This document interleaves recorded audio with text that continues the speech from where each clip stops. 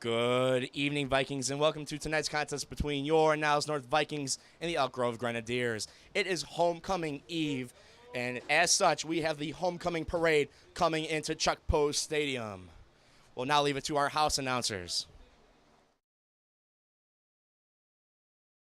And clubs as they make their way around our track for our homecoming parade.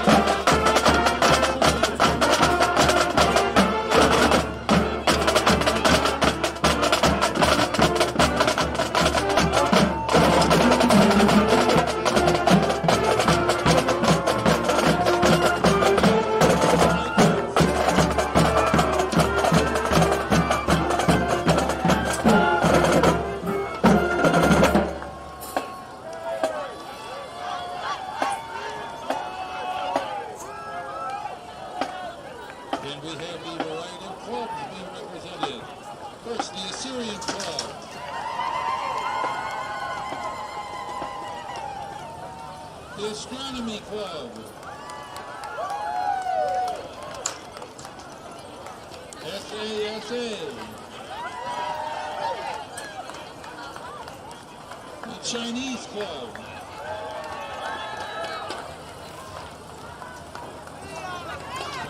the German Club,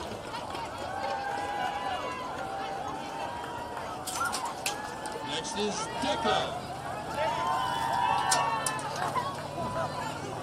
The debate team, the DM, the French Club, then we have theater, GSA, the Greek Club,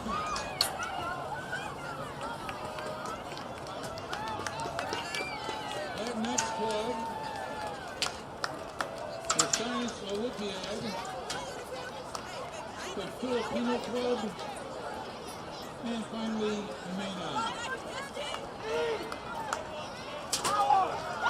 And so a nice round of applause for all of the extra clubs and festivities here at Niles North.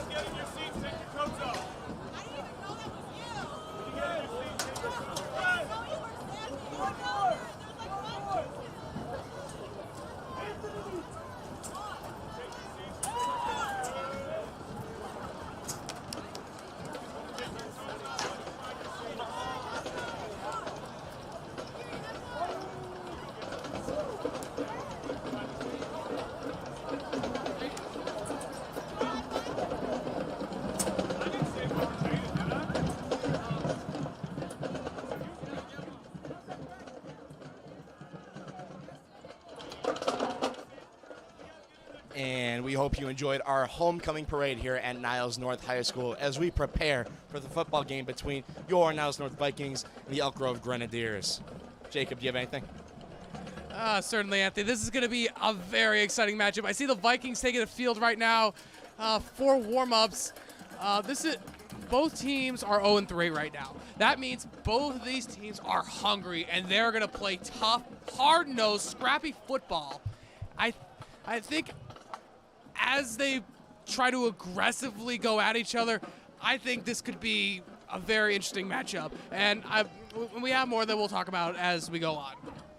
Definitely, Jacob. We will come with some Viking action within the next 30 minutes. Stay tuned.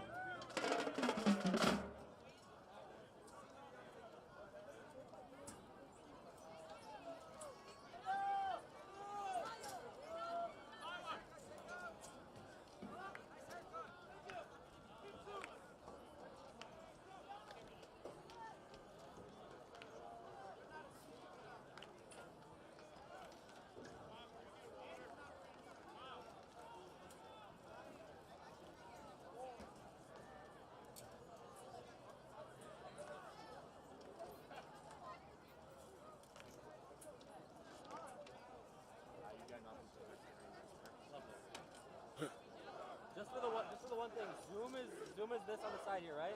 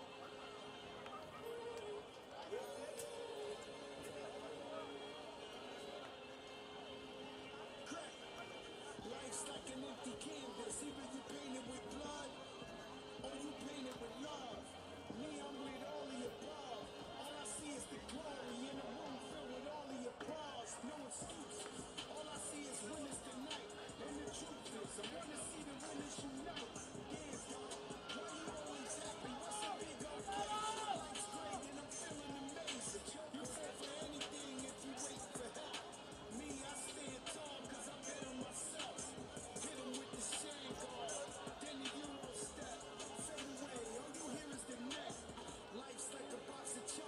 You never know what you get. No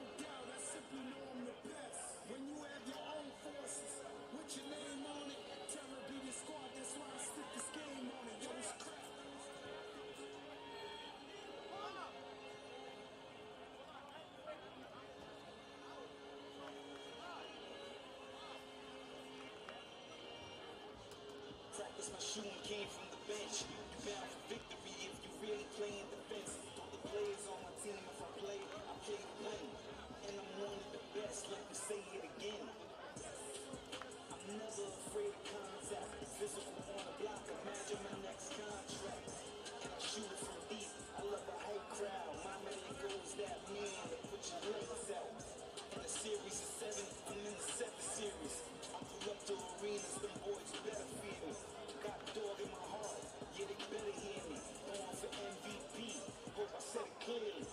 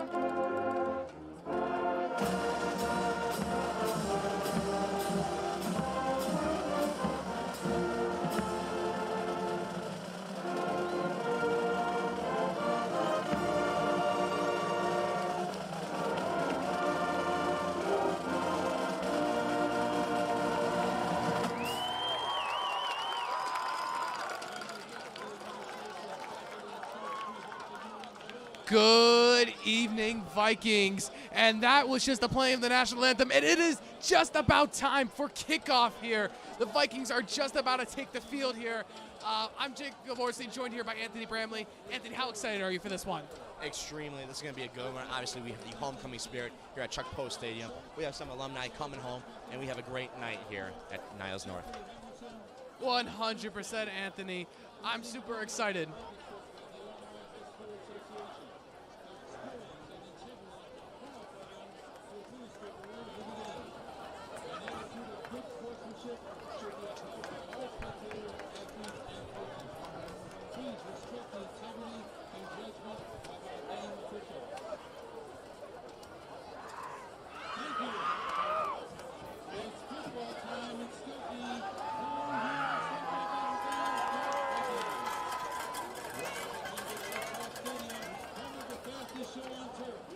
The Purple Rain defense and your Niles North Vikings. Niles North, get on your feet as we welcome your Niles North team. And here come the Vikings. Pretty soon, we're going to meet him here. Anthony, the energy is out. It is homecoming season. The student section is decked out in neon. It's a beautiful night of football here in Skokie. Now, Anthony, what are you most excited about this game? These are two teams that are bowling through right now. They're both hungry. What do you think the Vikings can do to pick up momentum in the season? You know, a lot of it depends on just getting that ball going. You know, the snap, the most important part of the offense. That first step, that's got to be locked down. We got Christian Vargas down there usually, who's been improving over the season. Obviously, he stand out on the JV squad as a freshman. That's why as a sophomore, he's at the varsity level. But you know, we're going to see him try to get that ball going and off to Nick Coral and get some plays. Yeah, certainly. Christian Vargas, a great young face on this team. It's super exciting. The Grenadiers are taking the field.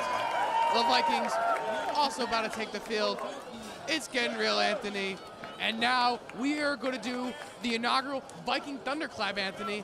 Watch this. This is going to be electric. Yeah, I am excited, Jacob. Let's hear it.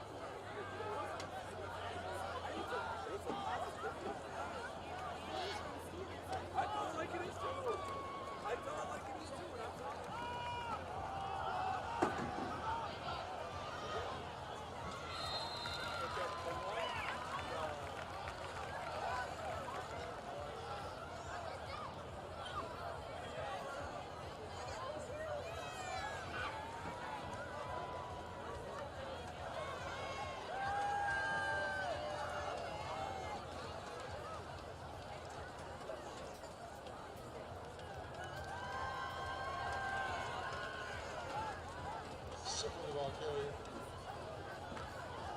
Keep about 7:31.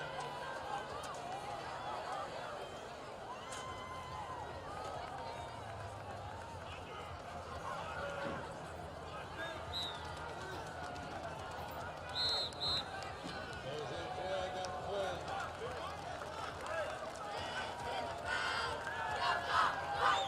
False start. Leads the Elk Grove.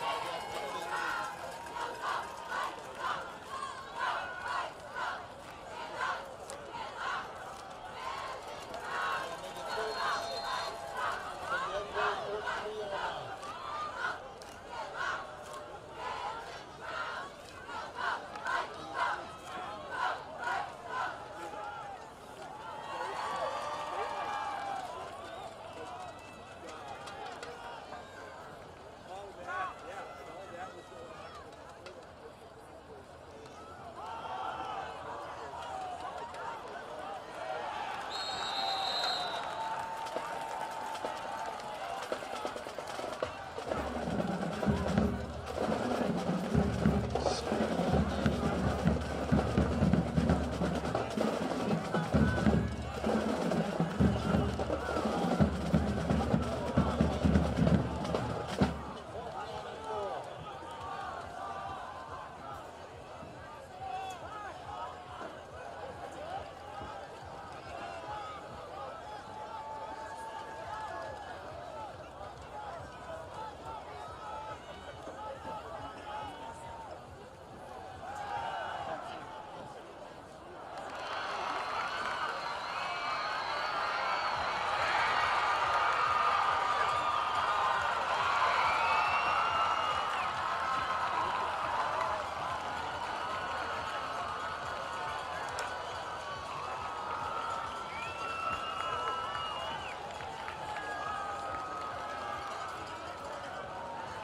3rd and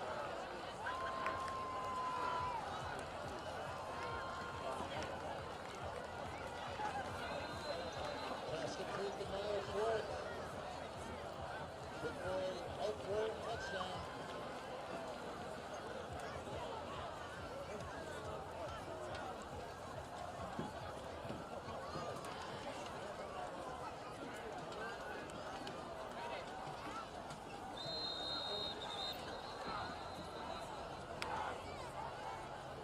There's a flag on the play.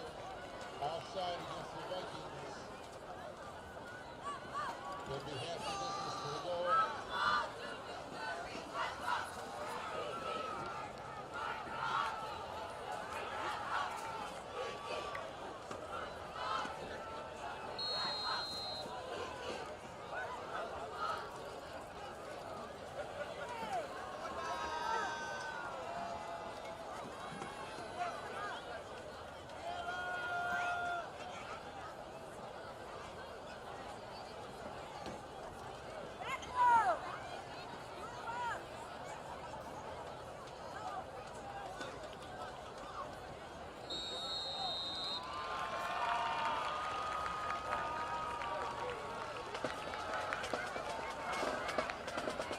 It's a crazy movement.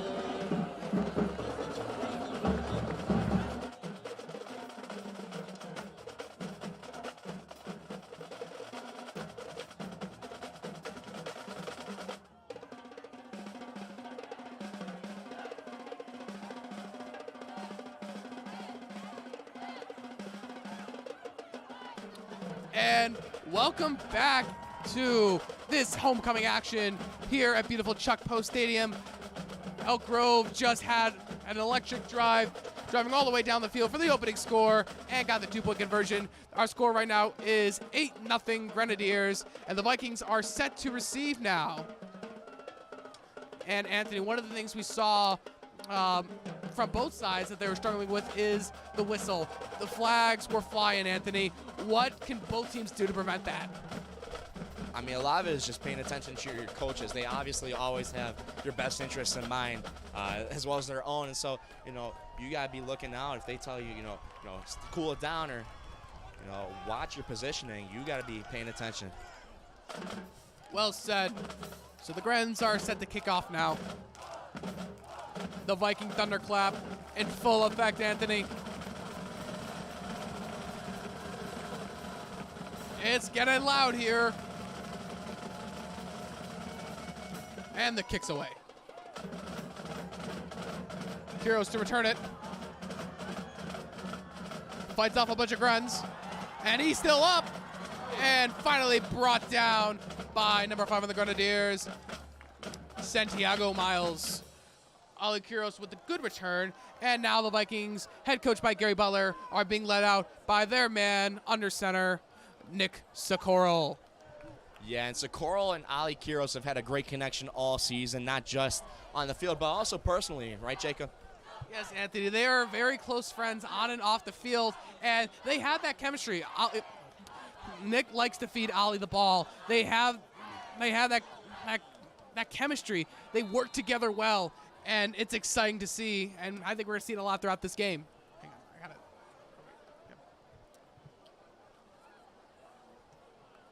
Socorro drops back, hits Hempen on the screen. Zach Hempen going through and gets a few yards there.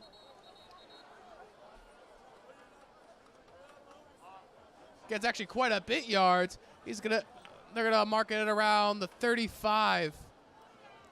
So a good gain there by the Vikings, and it looks like we have an injured Viking on the field.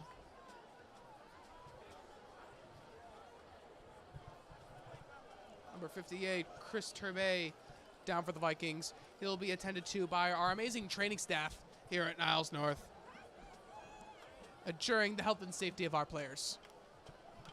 Yeah, definitely. We got Dennis Makis down there, Don Palmer, and Joe Payball helping the player up. And he is on his feet now. It's, number 68, Darian Brown Clay, getting up on his feet. Love to see it. Yeah, correction. It was Darian Brown Clay, not Chris Turbay. So he'll be looked at by our trainers. But in the meantime, we shall move on. And coming in for him, it appears to be number 69, Daniel Kim.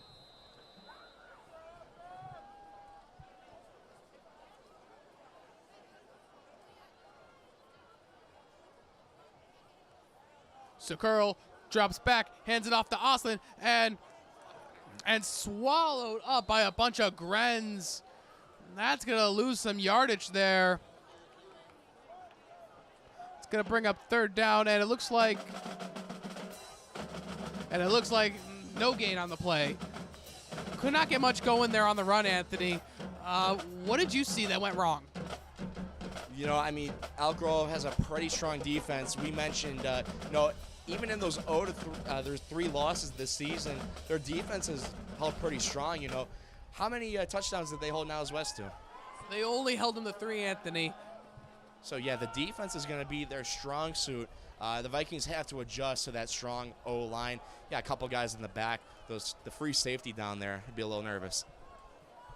So hands it off to Oslin again, and swallowed again by a bunch of Grenadiers. That doesn't seem to be working, Anthony. Yeah, and you saw pressure from all sides, not just the line, but that safety, number 15, Eli Whaler. Kind of dangerous situation to be in if you're a Viking. Great coaching, though, by the Grenadiers to try to keep them all on the play. So 4th down now, and Socorro is going to punt. Kicks away there, and it is a screamer, and he touched it, and Zach Hempen is going to fall on it, and that's Viking ball. That is Viking ball, Anthony. Loving the energy there, Jacob. Viking ball, and obviously not ideal for the Grenadiers. Was he trying to fair catch it? I don't even know, but just let the ball fall through his hands. Got a little bit of contact on the mitts, falls through, and the Vikings are all over it. Great attentiveness by Niles North. That ball got caught in the lights, and Hempen showing off his football IQ. He's a scholar athlete, Anthony. 4.01 GPA, and he shows it there, pouncing on that ball. And I can hear the Viking coordinators from the other side of the press box getting excited after that one. I mean, who can blame them? Great play there by Zachary Hempen and the Vikings. Waiting for the snap. So first and 10 now for the Vikings. Socorro drops back under pressure and finds Hempen. A good game by the Vikings, and that's going to move the chains. A great play. Yeah, Hempen is becoming one of the biggest weapons here for this Vikings offense. Looking great, running down the sideline. Quick little route, but some easy yards. It's going to become a first down for the Vikings. Hempen able to grab it in. So the Vikings are going to go first and 10 here, and it appears this Vikings offense is answering. Something we haven't seen a lot lately.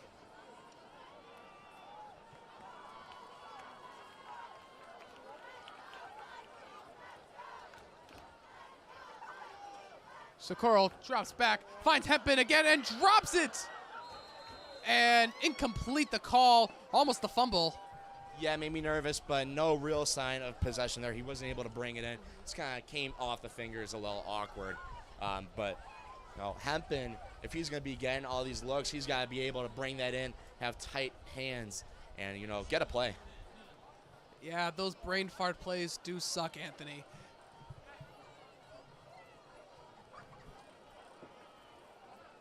So it's going to be second and 10 now for the Vikings. Darion Brown-Clay down earlier. He's back in.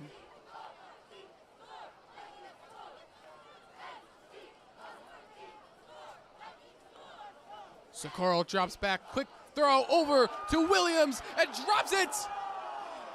The Grens pick it up. And he's still up. Here comes Kuros, finally forcing him out of bounds. And again, we have to have those strong hands for the Vikings. That could have been a very easy touchdown, but instead turns into Grenadiers making up half of the field. You got to give it to the Grenadiers being coached to run all the way down. They don't stop on the play. They want more and more, and so the Grenadiers are going to get that ball, I believe, the 45. Yeah, 100%, Anthony. When I played, one of the main things I was taught was play through the whistle. It is impactful. You play through that whistle, you get big gains like that, and that is what the Grenadiers just had. So it's going to be now first and 10 around the 45. The ball moving around a lot here, Anthony. Yeah, definitely. And we do have to give it to Adonis Williams. He had a great spot just again. Could not get the play through. It'll be the Grens on the 45.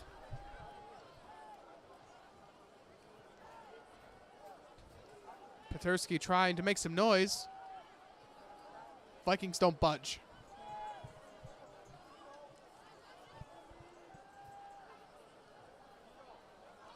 Snap, hands it off,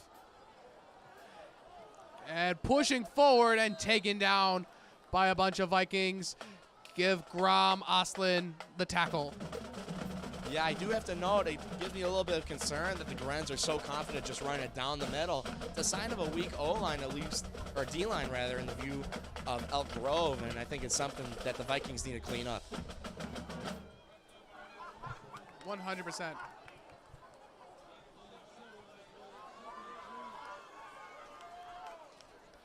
So, second and 3 now from the Vikings' 49-yard line.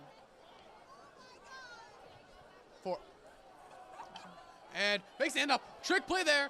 And he hits his man up the middle. Actually, on the sideline. Such an exciting play, Anthony. I don't even know what direction we're looking at. Yeah, again, the Grenadiers getting the work done. Shout out to Ali Kuros trying to hawk him down just a little bit. Too much yardage given up, and I think he had a bit more pressure there from the defense. But, hey, shout out Ali. And credit Ryan Tanner, number 7, on the Grens for the catch. Some trickeration there, Anthony. It's exciting when those plays happen.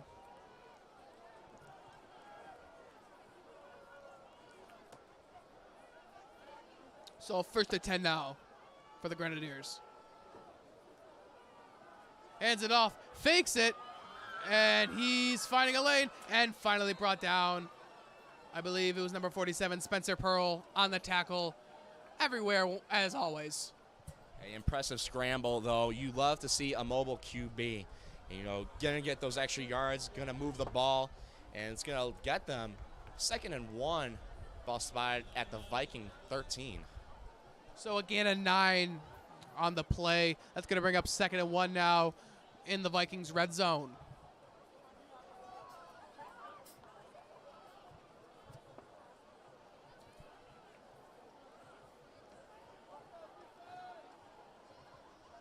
Petersky, trouble with the snap, and I think the Vikings got it.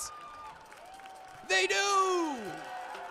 Vikings get the ball back, Anthony, and the turnover battle. This has been crucial. Yeah, very scary to see both sides struggling trying to keep that ball in their hands. That time coming on the snap, we talk about how our, pre-snap needs to improve. Elk Grove, concerning to see them just drop the ball like that and, give it up to the Vikings. Anthony Gonzalez is going to get the bubble recovery, credited by our press announcers here. And the Vikings catch a break now, still down by 8 with 5:05 left here in the first quarter. The Vikings set up shop now at around the 20-yard line.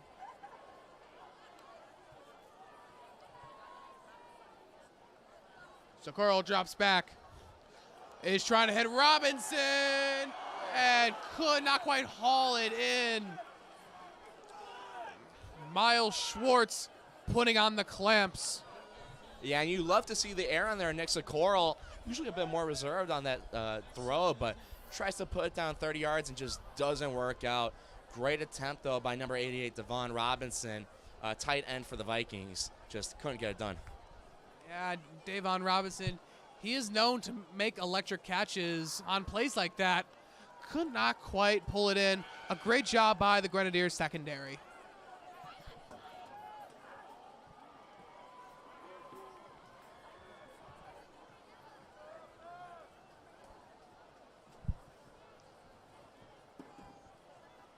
So 2nd down now for the Vikings.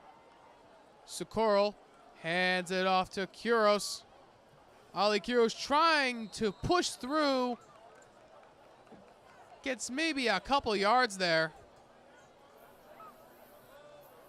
And that's going to bring up 3rd down. Yeah, great job by Kuros. Again, not giving up on that play. The Vikings do look a little bit winded from that push, but I think they can keep it up for the next 80 or so yards. Man, Anthony, as a lineman, I can speak to experience about that push. Run blocking is exhausting. These Vikings, though, are very capable of pushing through the pain.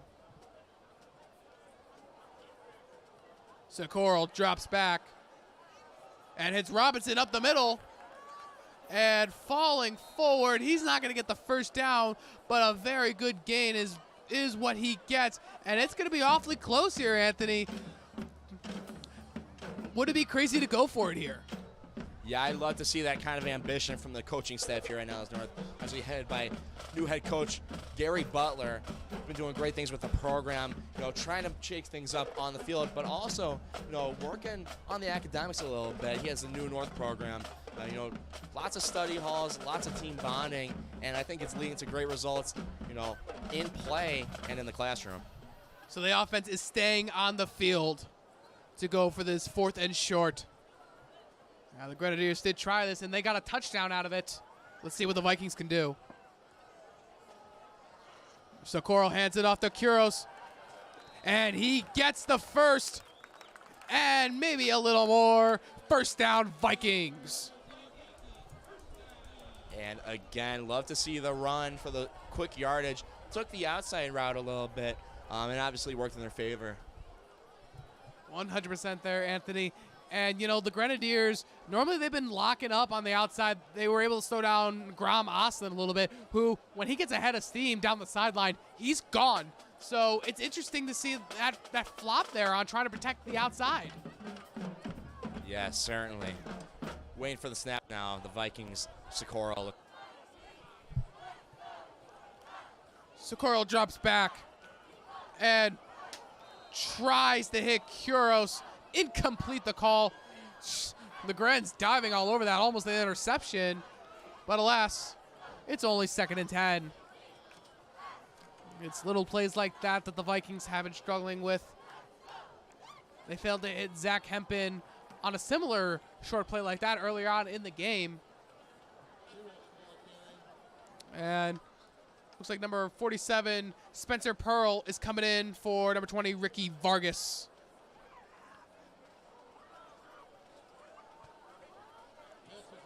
So 2nd and 10 now. 2.5 minutes left here in the first. Vikings down 8.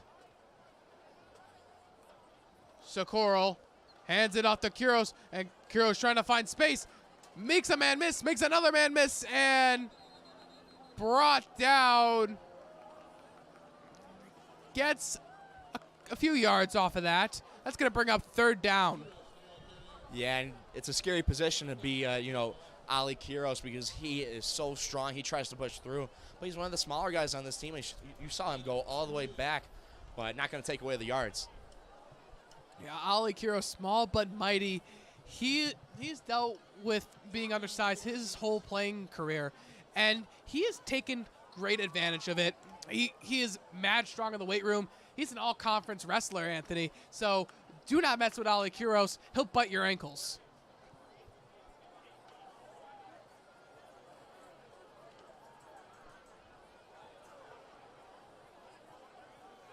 So 3rd down now, and a ways to go. High snap, Socorro gets it. Gets to the Quiros, and laid out by a bunch of Grenadiers. And the Grens are signaling it's their ball, but it is complete. Not enough for the 1st down, and that's going to bring up 4th for the Vikings.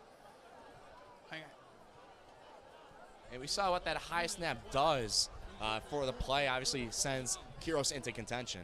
Looks like they're going to go for it on 4th and 4. Socorro trying to get them to jump. No movement.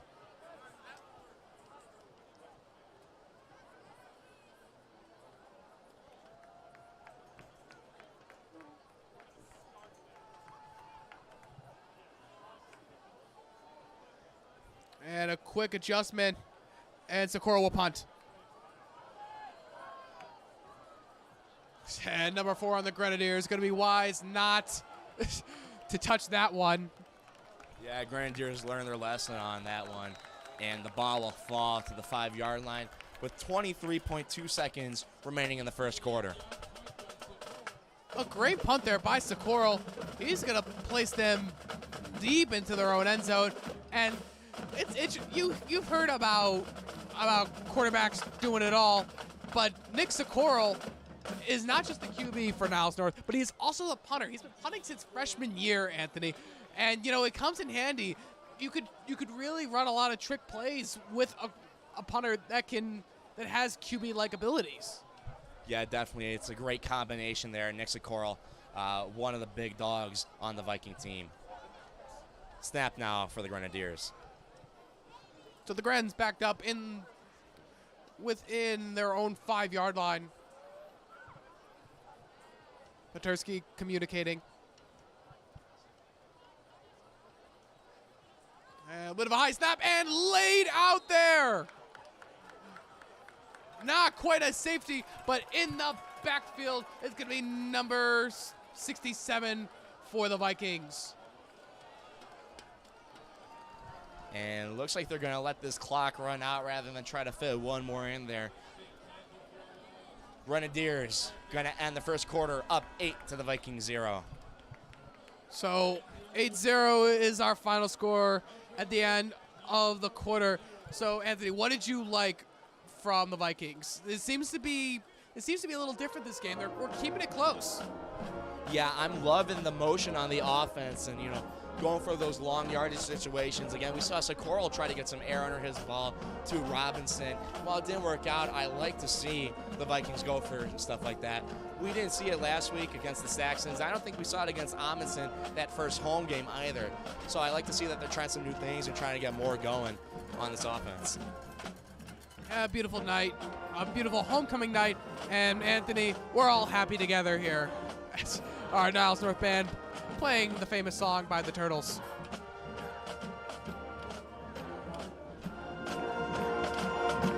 Shout out our drum line. If you're looking for some Vikings apparel, please stop by our Booster Club stand located behind the restrooms in the northwest corner. So looks like both teams are going to make their way to the other side of the field. Quite a long ways to go after the booming punt by Nick Socorro, the QB punter extraordinaire. Membership table is located just outside the stadium. Amazing vibes here tonight, Anthony. Certainly, Jacob. Loving the whole coming energy. Jacob caught me in the middle of a bite of a Viking concession. You know, we got our booster club out here trying to get some sales, try to get some money going. And hey, if you want to join the boosters, all you got to go and do is go to nnabc.org for our boosters. So inside their own end zone, Petersky drops back and laid out by Regis. He gets a few yards on that, and it's going to bring up 3rd and long. Great defense the Vikings are playing here with the Grens backed up, Anthony. Yeah, definitely love to see it. Obviously putting the pressure on. They want to get that safety in there. But Elk Grove, got to give them credit. They're not going to let it happen. Very well said, Anthony. So 3rd down now for the Grenadiers.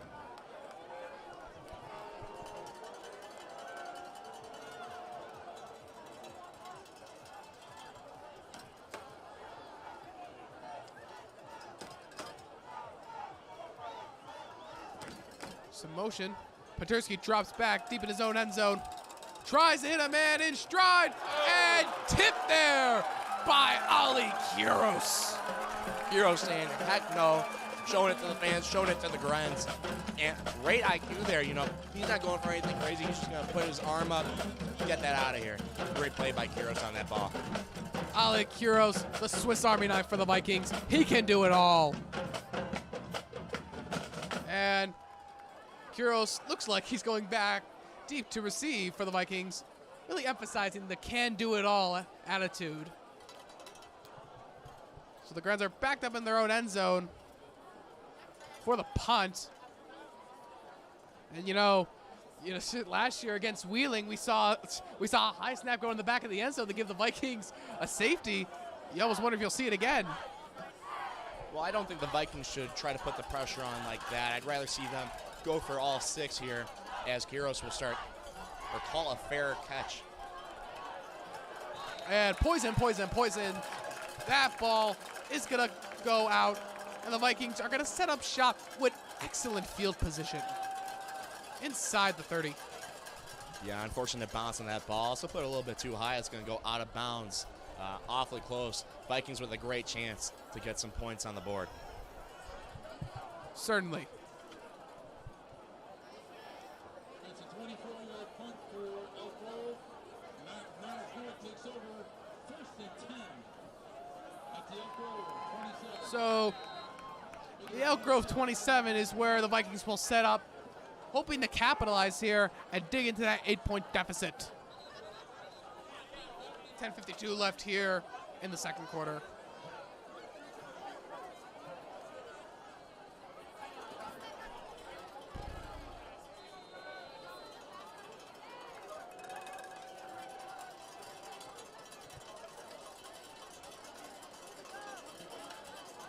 Socorro drops back, hands it off to Quiros. Quiros fighting for space outside. He's at the 10. He's still on his feet. And that looks to be a Viking touchdown, but he is ruled out of bounds.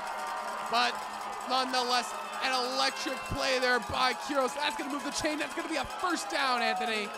Yeah, great yardage by Quiros. Obviously the smart decision. I'm surprised that, Elk Grove didn't just get right on it, but great job by Socorro trying to sell the fake, and obviously great legs on Quiros.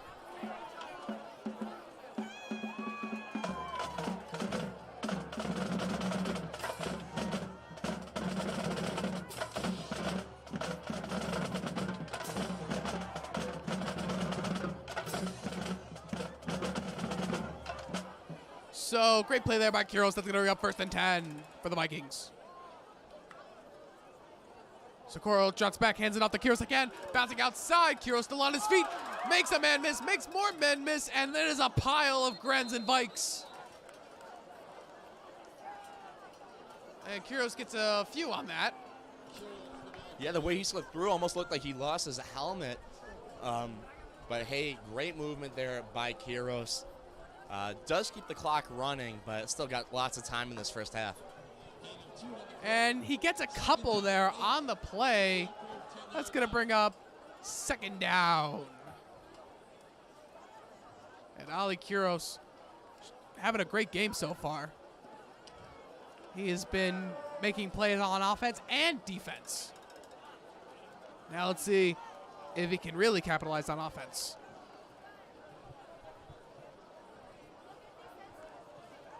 Socorro drops back, looks for Robinson, and tipped out of bounds. Incomplete there, and Robinson unable to pull it in again. And that one, again, great pressure by the Grens. Knocking that ball out, similar to what Kuros did. And so now the Vikings getting a taste of their own medicine. Still, pretty good ability to score here. Ball at the 10-yard line. They've got 10 to go. So 3rd down and a ways to go here.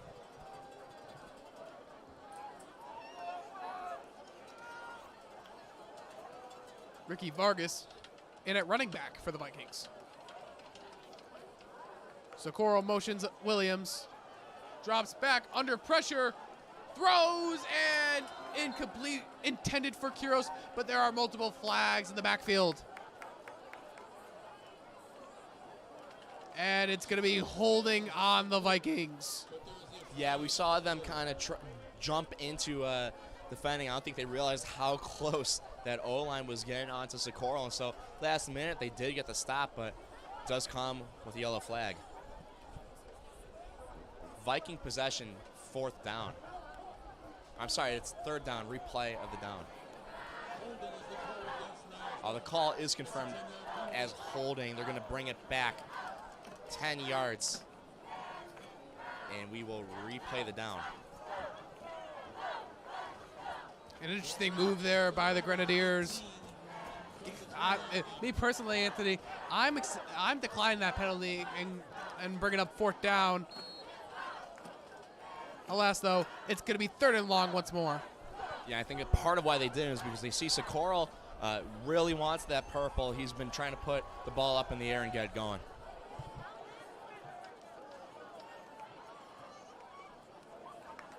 Socorro drops back and brought down by the Grenadiers.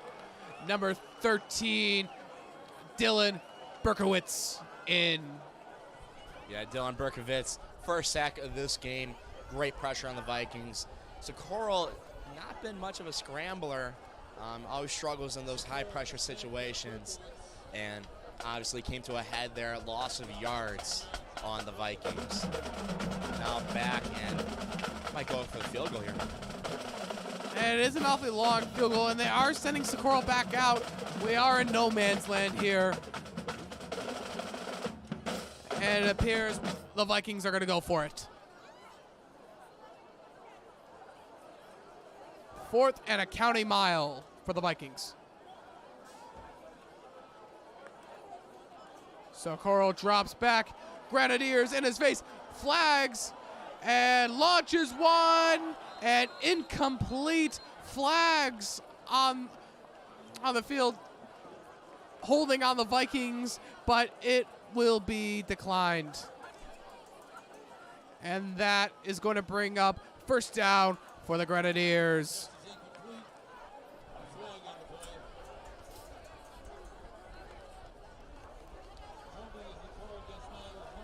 Yeah, that holding call on the offense is confirmed.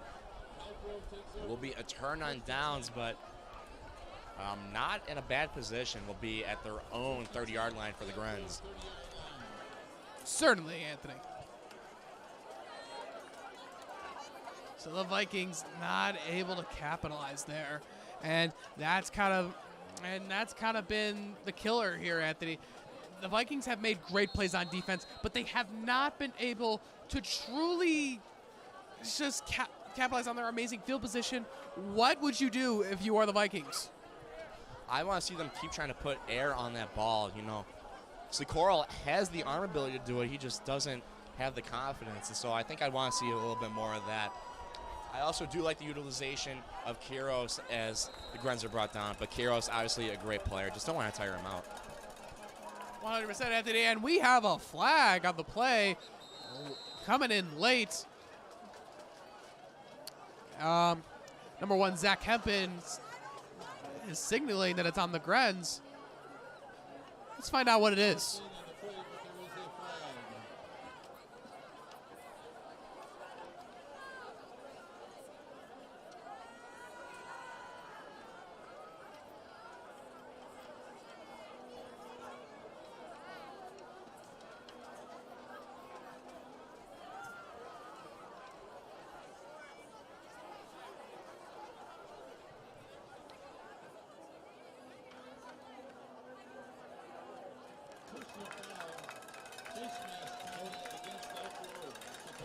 And the call is a face mask on Elk Grove. Personal foul. That's 15, Anthony, that they do not want. Yeah, again, the Grens would be a lot scarier if they weren't so prone to the whistle. And they're going to move a ways back. Vikings need to put a lot of pressure on. Maybe push them back, get 2. The dreaded yellow flag been causing the Grens some trouble. So, second down in Nebraska.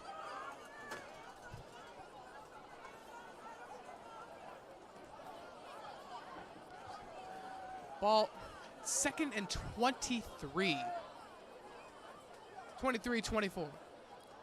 And Petersky's going to take it himself, and he's got space up the middle. It's a foot race. Nobody's catching him. Maybe Grom Oslin. And he is in for the Grenadiers. Touchdown. Petersky able to break away. And a great breakaway play there by Pasterski. And Vikings just not on it, not expecting it. I mean, who would expect Pasterski, who's been pretty reserved? I think he's only had 1 rush this game. You know, obviously not in the mind of the Vikings. Yeah, and I watched a little bit of Elk Grove's game against Schaumburg, and if you go back and look at it, Pasterski did a lot of that scrambling. However, there is a flag on the field.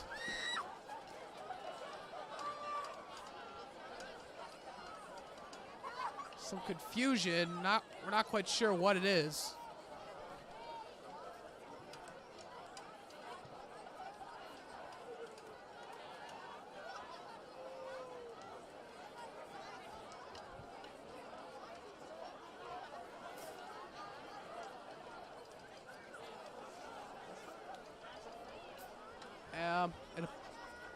It appears to be something on the Grenadiers.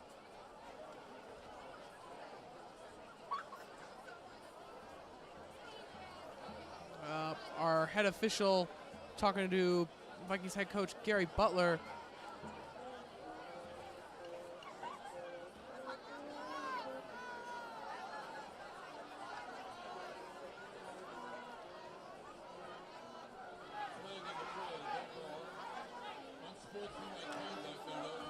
And it was unsportsmanlike conduct on the Grens that will be enforced on the kickoff. So, lining up for the extra point, the Grenadiers. And a little trouble with the snap, but it don't matter. That ball goes through, and the Grens are going to go up 15-0 with 8:14 left in the half. And again, the Grens putting on quite a show. 15-0 is the score, and I worry a little bit about the Vikings. They only got 8 minutes left in the half, and I haven't been able to get anything off, really. Puts them in a sticky situation. Certainly, Anthony. The Vikings do get the ball at the half, so I think if they are able to go down on the field and score at least once before the half ends, I think the Vikings are in good shape throughout the rest of the game. So long as they capitalize in the second half as well.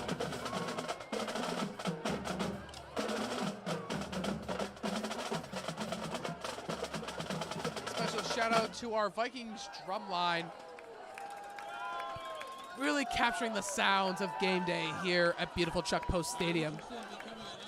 Yeah, obviously a great component. If you were watching our Amundsen coverage, you definitely heard them. But hey, great job there by the drum line, starting the Viking thunderclap. A new tradition here at Niles North, the Viking thunderclap.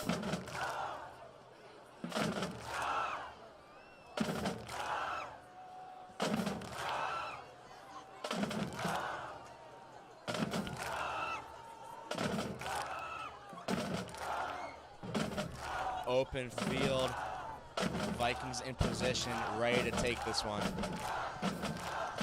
And it's exciting, Anthony.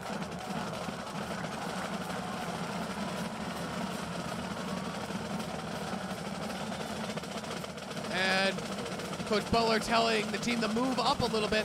Remember, the unsportsmanlike conduct moved the ball back for the Grens.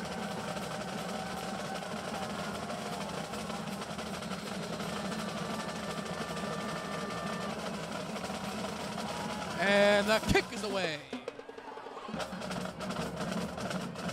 Taking it by Kuros. He's got some room. And he is pushing. And he gets a good gain on the play. Vikings are going to set up at around the 38-yard line. Yeah, Kiro starting out great on the receive. Just got caught in traffic, including his own defenders. But hey, great yardage. And the Vikings will start off at their own 38. The Vikings have had plenty of good field position, but unable to capitalize throughout the game, hoping to do something different this time around.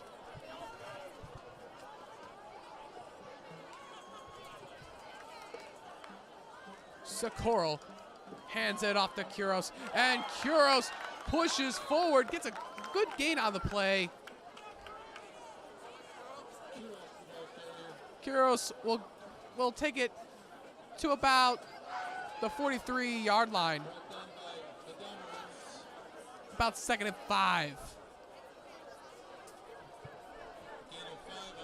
Kuros again, very reliable, getting those gains and making things look good for the Vikings. I do worry that they are going to tire him out, especially since he plays both ways on offense and defense. And he might be the next Travis Hunter, but obviously, you've got to keep your stamina, and it's going to be very challenging for Kuros as we go into the final 7 minutes of the first half.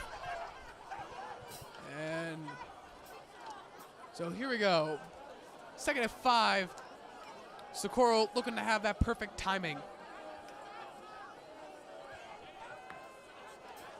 Socorro drops back, gets it to Williams in the backfield on the screen, and pushing forward. Gets only a couple there, but a great job of avoiding the Grenadiers in the backfield. Yeah, Grenadiers looked scary there. I believe that was their number 5, Santiago Miles, who just barely missed them and went at least 10 yards. So he had a lot of velocity on it. Williams lucky that he didn't get caught on his hand. Yeah, certainly, Anthony. So 3rd and a little bit here for the Vikings. Hoping to capitalize.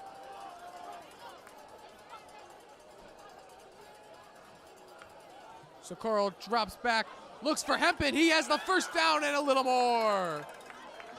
Brought down by the Grens.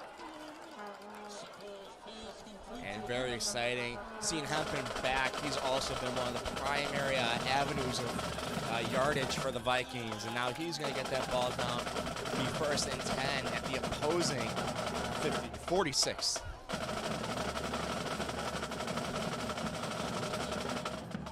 Should note here that both teams have all timeouts still available to them. So we could see some tricky clock management here, the final 6. 5 and a half, a little over left in the first half. Socorro hands it off to Kuros in the backfield, and Kuros has space and brought down by a Gren. Number 4, Ryan Cipra there biting the ankle. Yeah, Kuros getting through, looking great out there. And again, he does not give up on the play. He goes through whenever he can, and honestly saw the opportunity, just stopped by Cipra. Kuros drags Cipra for 14 yards. 1st and 10.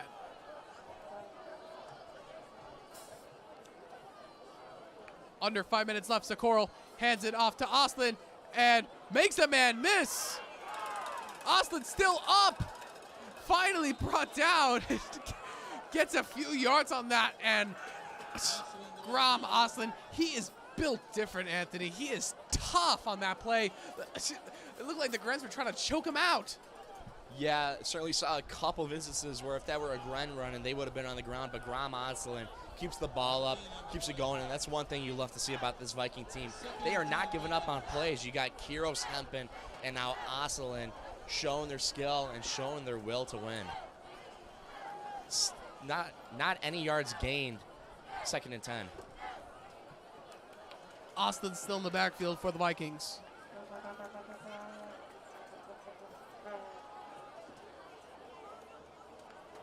Socorro fakes the hand off to Oslin and tries to feed Kuros. Could not get the connection, and Kuros is not happy about that one. And, you know, just for Kuros' well-being, you're almost glad that was incomplete. Otherwise, not Cipra, but Miles, number 5 from the Grens, would have been all over him. 3rd and 10 now, still at the opposing 31. Vikings looking to get something done with 3:46 on the clock.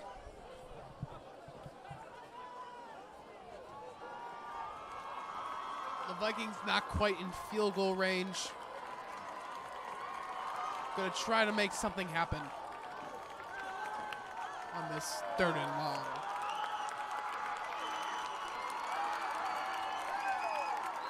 So Socorro and whistles, and it looks like a timeout on the field on the Vikings.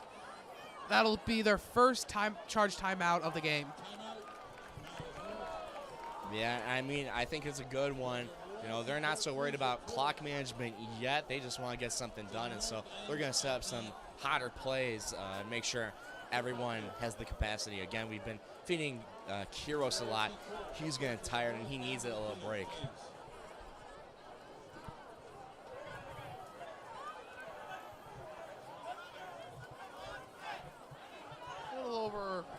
A little under, actually. 4 minutes left here in the half. Vikings trying to make something happen. Beautiful night here at Chuck Post Stadium. 75 and clear. Perfect football weather, Anthony. You know, I think it a little bit colder, but I do have to give a shout out to our athletic training student interns. We're actually measuring the wet bulb globe temperature earlier today, trying to make sure that the conditions were safe for all of our players. Socorro drops back and slings it out to Hempen. He's got the first down.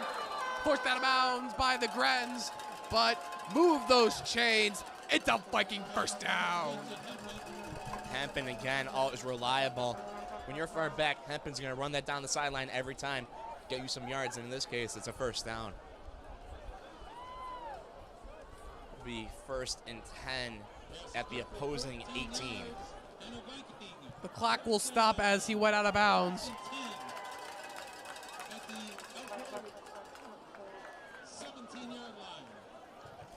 First and 10 from the Elk Grove 17-yard line.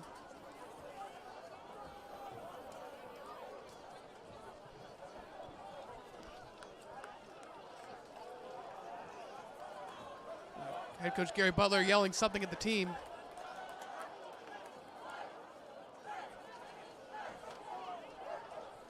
And it looks like Adonis Williams is in for Socorro.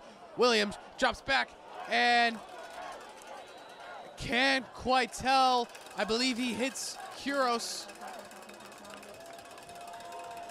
And it will be complete.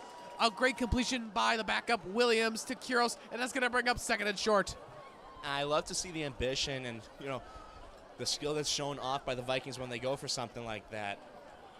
We actually were well immersed in the coaching. Had an assistant coach come up here trying to get better eyes on it. And actually worked out a couple yards away from that first down. A great play by Williams, the sophomore sensation. Socorro back in now. Drops back and picked off by the Grens. Another unfortunate break for the Vikings. Yeah, turning it over in the end zone. I suppose if you want some silver lining, awkward field position for the Grens, but not a good look on Socorro. And again, we'd like to see him try to get that ball in the air, especially in the red zone, but it doesn't work out for him this time. It's another turnover. The Vikings remain down 15 to the Grenadiers. Unfortunate to see. And still enough time on the clock, potentially for the Grenadiers to work something. They do have all 3 timeouts. So, in the end zone was the pick. So that's going to be a touchback out to the 20. The Grens will set up shop. The football field. The Royalty Court, please report to north end of the football field immediately. Thank you.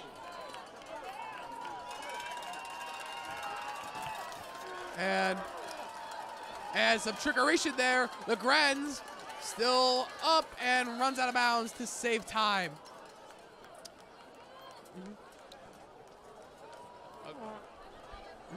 A great run there by the Grens, and the homecoming court has just been announced to go near the end zone, and one of our own is actually part of the homecoming court. Our very own Anthony Bramley, my dear color man, is heading down to be a part of the homecoming court. So for now, bear with me, as it is just me.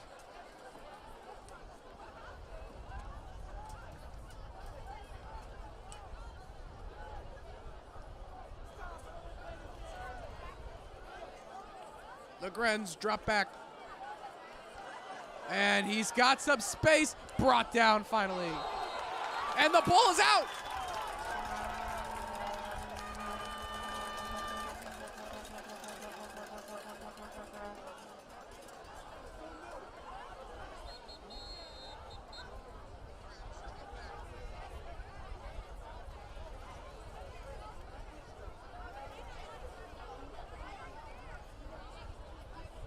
So it is still going to be Grenadier football here.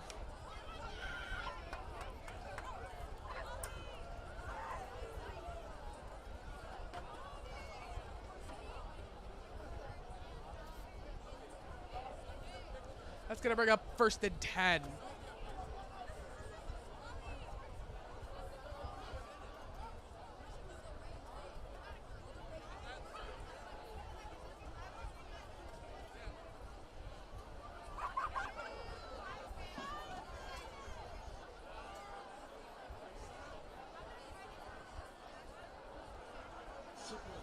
Good for 25 yards and left for a first down.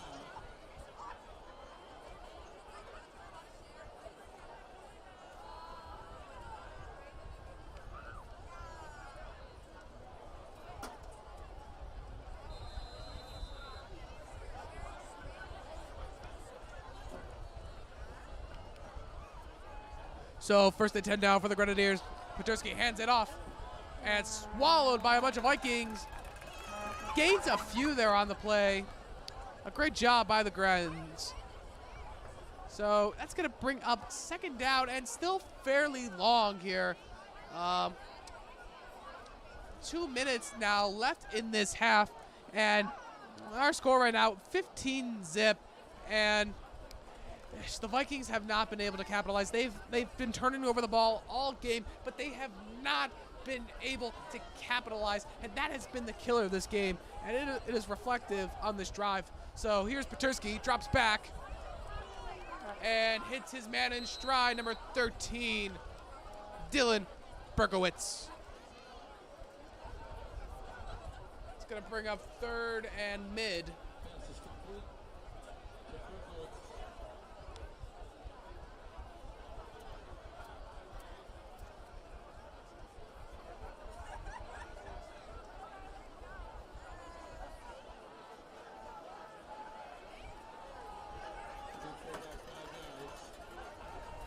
So third down now for the Grenadiers. This might be within field goal range. I saw their kicker hitting big numbers in warm-ups, and ball pops out.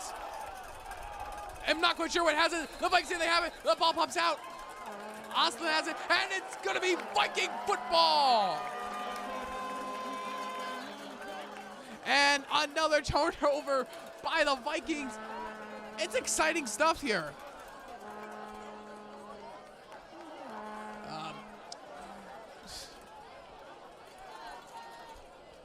The Vikings turn it over once again, and no Anthony here at the moment. He is a part of the homecoming court, which will be honored here at halftime. So has made his way down, and you'll see a little bit of that as we go on. And as this half ends, the Vikings will receive at the half. So hopefully trying to score here and get some momentum. 1:28 left here in the half. So Coral drops back, looks long, hits Hempin. He has first and then some. The Grens can't bring him down, and number 4 for the Grenadiers, Ryan Cipra, comes flying in. Socorro hitting Hempin once more. He has liked Hempin and Kuros all game. 1:09 left. 13 yards and a Viking first down. Viking first down. The clock is stopped at the moment because of the first down.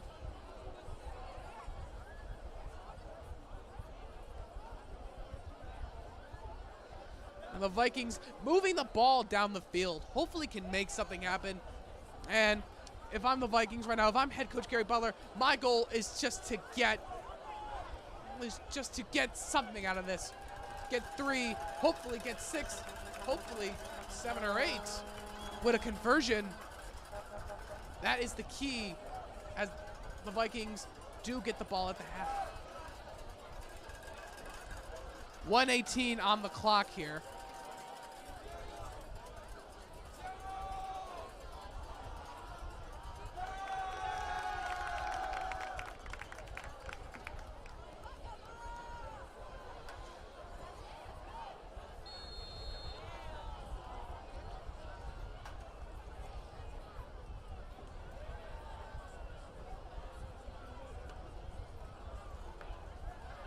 So Coral drops back, looking long for Kuros, and he holds it in! Ali Kuros! The clock should have stopped on that. Ali Kuros, the Vikings know it, tapping their heads. An amazing play by Ali Kuros, electrifying. The clock is stopped here within the final minute of the first half, and a timeout is called on the field, I believe, on the Vikings. It is indeed on the Vikings, confirmed by the lovely people up here in the press box over the PA. Tonight's sponsor is Tortaza, Rick Bayless's new restaurant at Old Orchard Lawn Skokie. Be sure to check out their menu online at tortazo.com and pay them a visit soon. So they're going to change up the clock here. Also, 50 seconds, is having their 59.9 Saturday, October 5th. is on the clock here. Cash and have an opportunity Time, hopefully enough time for the Vikings to do something here. They still have one more timeout.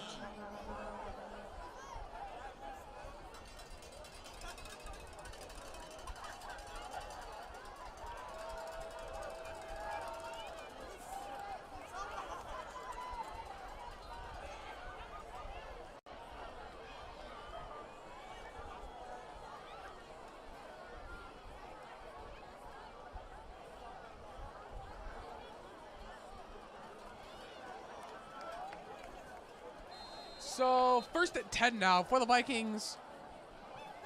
Knocking on the red zone.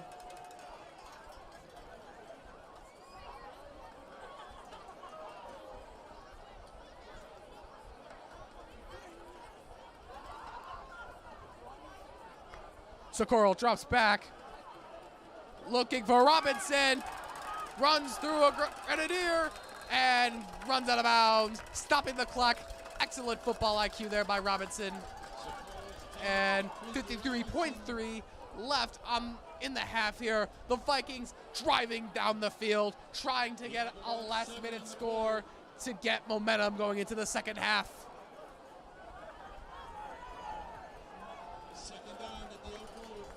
Second down at the Elk Grove 15, and coming in for number 8, Josh Regis, is number 6, Grom Ostlin, the angry run expert for the Vikings, and he is lined up in the backfield.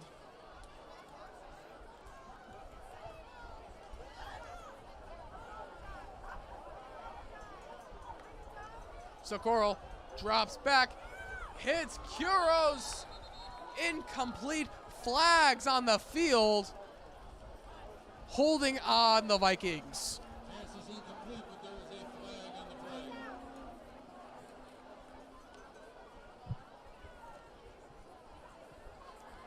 So the Grenadiers are going to accept that, and that's going to back up the Vikings a little bit. Holding is the call against Niles. It's going to make it second and long here. And number 47, Spencer Pearl, checking in for the Vikings. Ricky Vargas will take a seat for now. And I wouldn't be surprised if Socorro drops back here.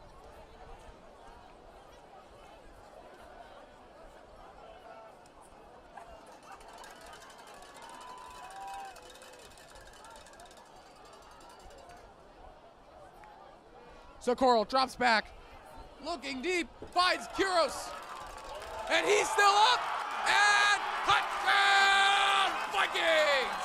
Ali Kuros in for 6.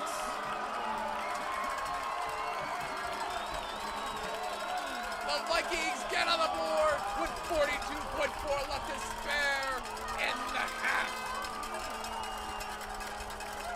Ali Kuros, electric as always. The Vikings are going to line up for the PAT here. And the Vikings finally able to find end zone, and hopefully will bring a lot of good momentum coming into the second half. A good play to build off. Shot in for the extra point for the Vikings. So the Vikings will try for the extra point. Chatry. It's good. 7-15. Your score here at beautiful Chuck Post Stadium. So 15-7 our score now. And the Vikings, there's still some time. So try to be careful here. Make sure the Grens don't do anything. Viking fans, please visit the 8 to 18 Snap website for up-to-date and current information about Vikings athletics and youth. Vikings are just set to kick here. Follow us on Twitter at Vikings219 and on Instagram at _athletics.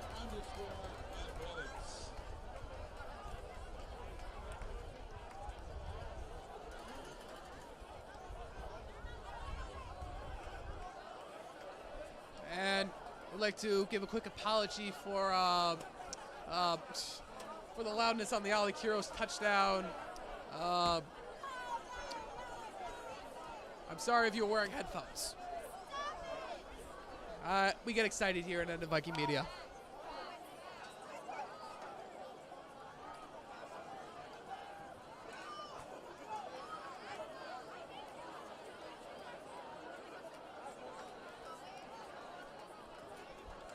Beautiful night here at Chuck Post Stadium. The student section dressed up in neon, and the athletic boosters, they gave away boom whackers and glow sticks, and I see many students here showing up with them. It's good vibes all around. So Chatry to kick it off. And the Grens will return it. Pushing forward, gets a decent gain there. Just shy of the 30-yard line. And there is a flag on the play. Looks like a few Vikings are trying to hold Chatry back.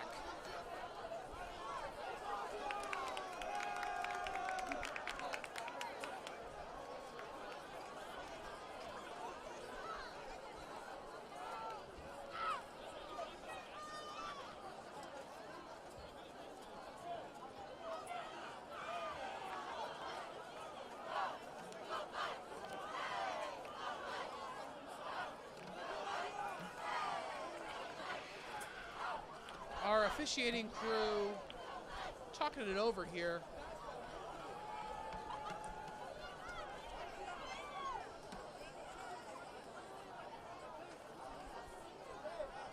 And a special shout out to our officiating crew. There is a shortage in the IHSA. If you want to become a ref, then you can register on the IHSA's website, and you too could potentially become a ref. Anthony will give you more details about that later on.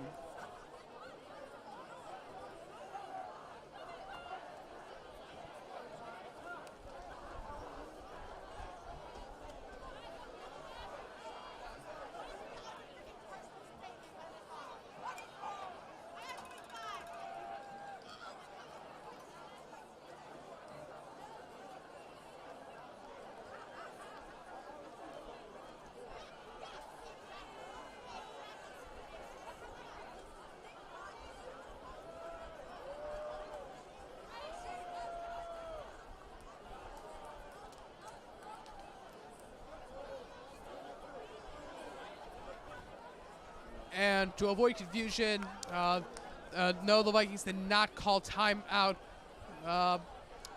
Just a weird glitch with our score bug here. It did not tally the Vikings timeout there from earlier.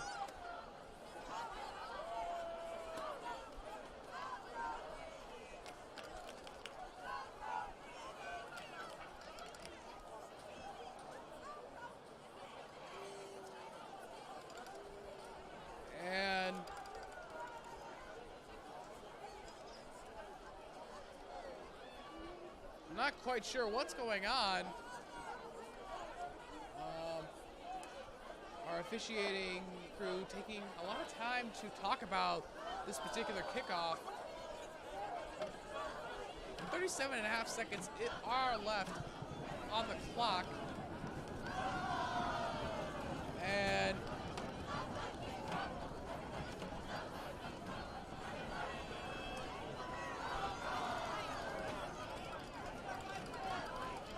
it looks like it is going to be on the Vikings. Vikings head coach Gary Butler talking with our head official here.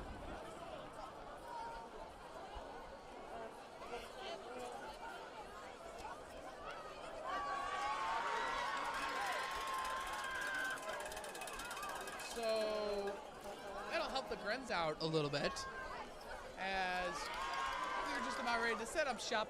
1st and 10, finally.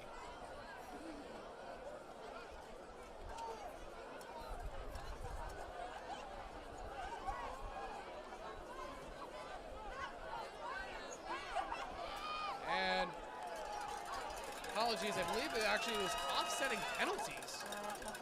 Flags on both teams.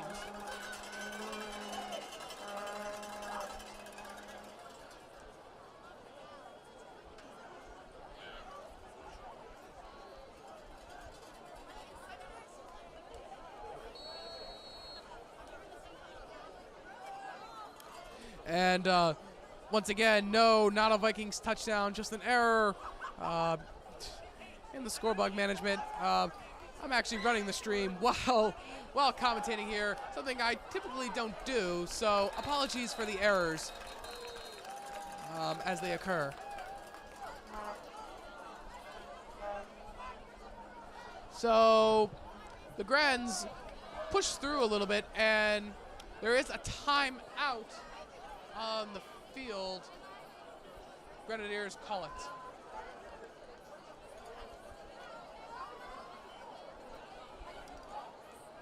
They still have 2 left here.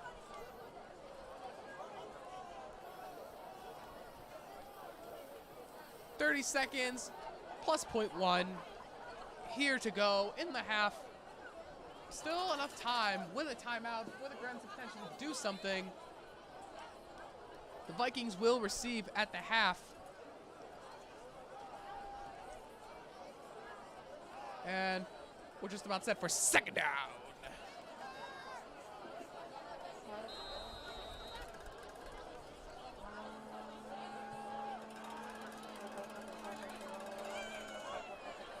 So, Grens drop back, and Petersky tries to find Berkowitz. Third down, that'll bring up.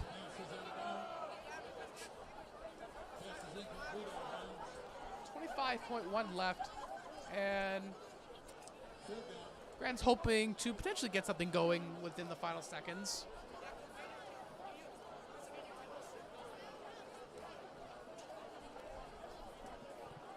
Here we go.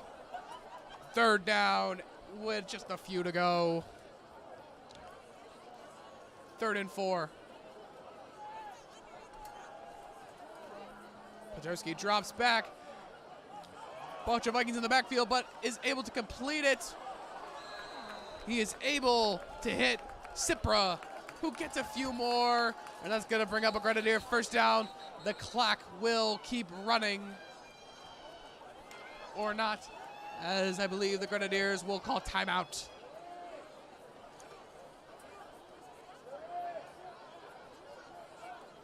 Indeed they do. So 11 seconds left here in the half.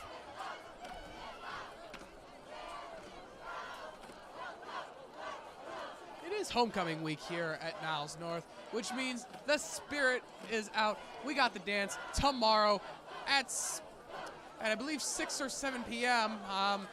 I'm not 100% sure. Either way, though, the school spirit this week has been amazing. Hollywood red carpet the theme, and it's been a great week. Plenty of fun activities happening. The homecoming parade just before the game, showing off our amazing clubs and activities. We also had a pep rally before the end of the school day, and the vibes are electric.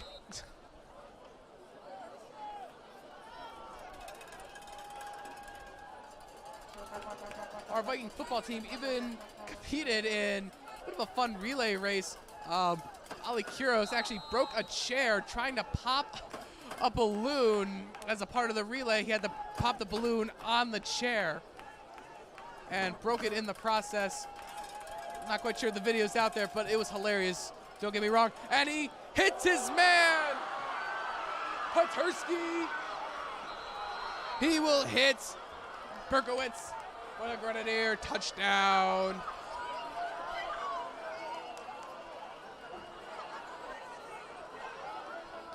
And that will give the Grens an extra bit of insurance going into the half. The Vikings do receive the ball at the half, so it is interesting to see what they'll do.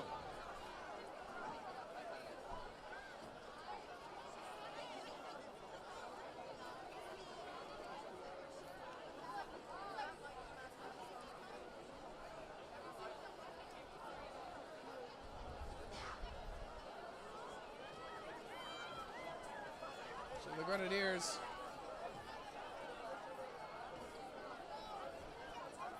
they might go for two here.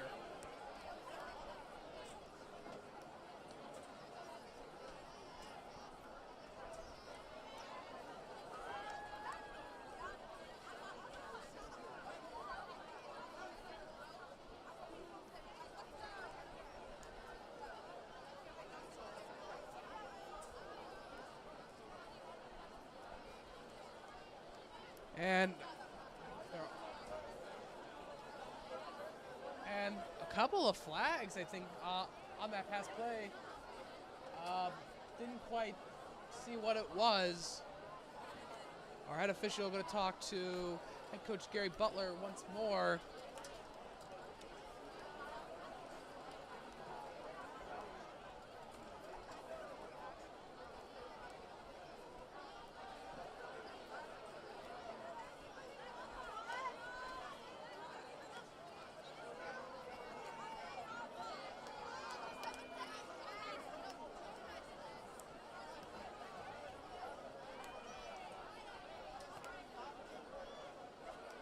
A little bit of confusion.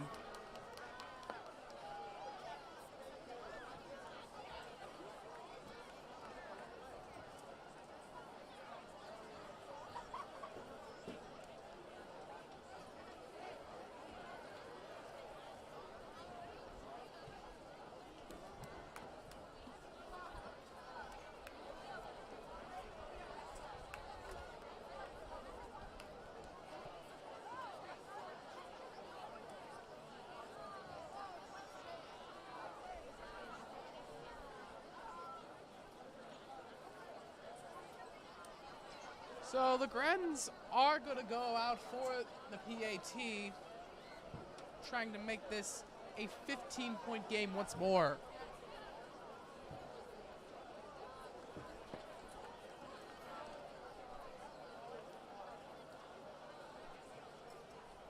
And no. The Grens are actually going to back up here.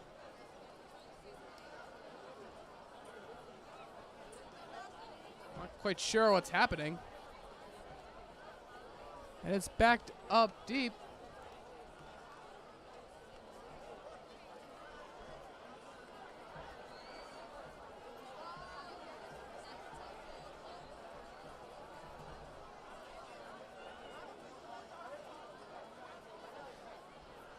And it looks like, I believe, the Grenadier touchdown was waved off. I might be wrong here. No, it is Grenadier touchdown.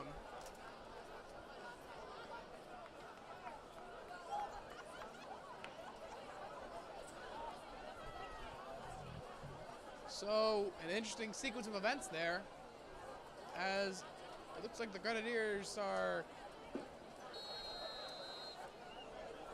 going to try for quite a long kick.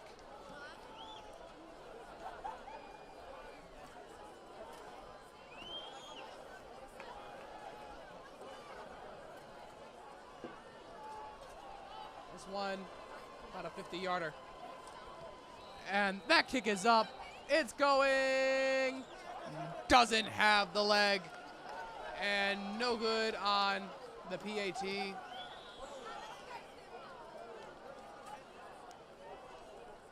The Vikings now to set up shop. After the kickoff, of course.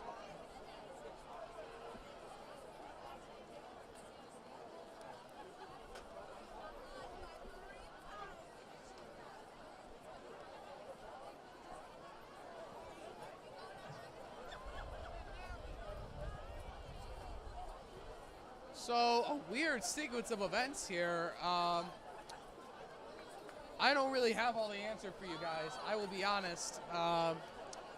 But the score is 21-7. The Grenadiers do lead right now, and there are 7.5 seconds left here in the half. That I could say for certain.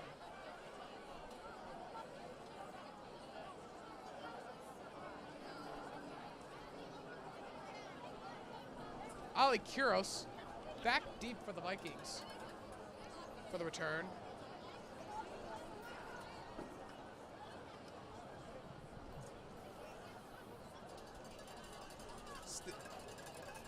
Still potentially enough time for this kickoff and possibly another play. The Vikings do still have a timeout.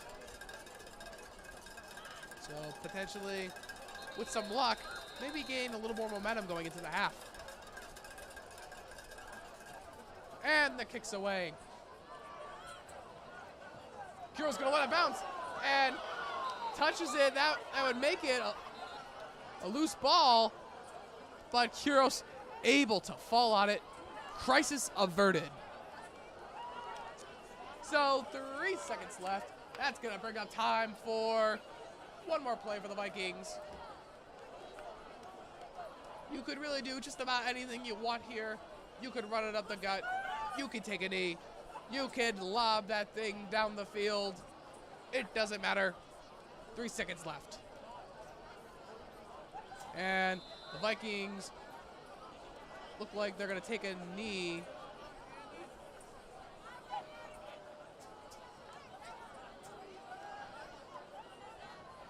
And Socorro goes down to a knee. And that, ladies and gentlemen, is your homecoming first half of Vikings football. Now, we're going to take a short break. We have some fun halftime entertainment for you. The Vikettes are gonna do a dance. The Tortozo field goal challenge is going to happen here for a free gift card. And, of course, our homecoming court will be honored, including one of our own, Anthony Bramley, who is currently down there right now, hence why I am calling this game by myself. We do it all here on NN Viking Media. So we will see you in a little bit.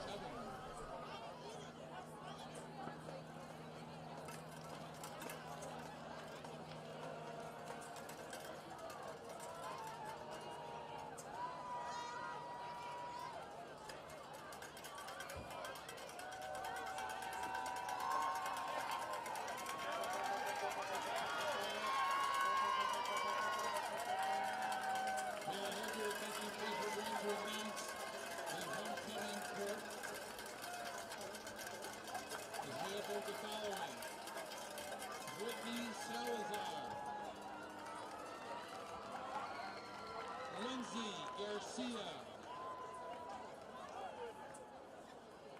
Kendall Baker, Mariah Ady, Anthony Bramley, Daniel Lazar, Addison Lockerbie, Zijanta Zaypelt.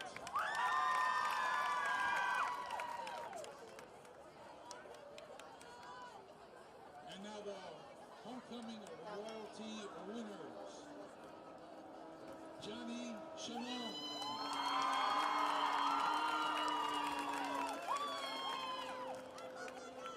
And Aja Tamargo with her father, Brendan Serio.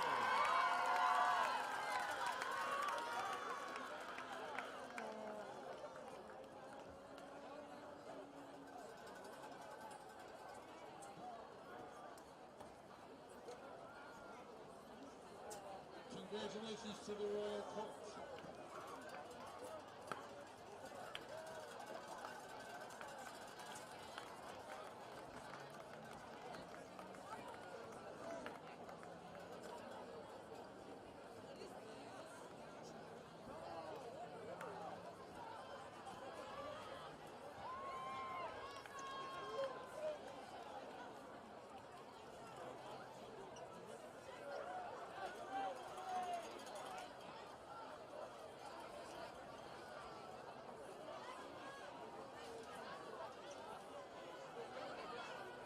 The Niles North dance team is ready to bring the heat tonight.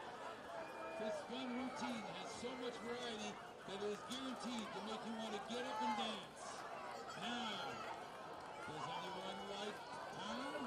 What about jazz? I know we have some hip-hop fans in the house. Well, this routine has all three. Give it up for your Niles North Vikings performing the 2024 UVA mixed routine. The dance team is led by head coach Shannon Washington and assistant coaches Abby Andre and Tessa Todd.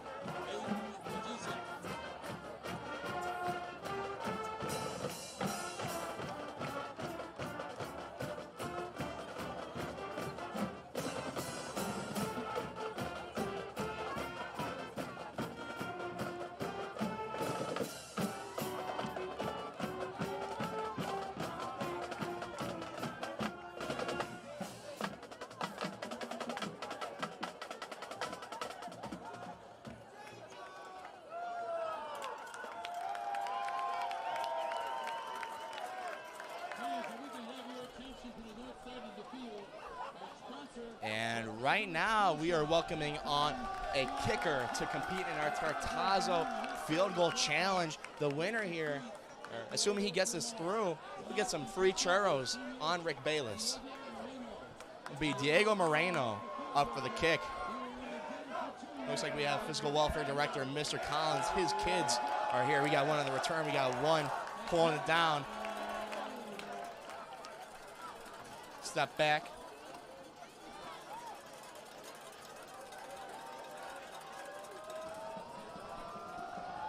Goes for the kick.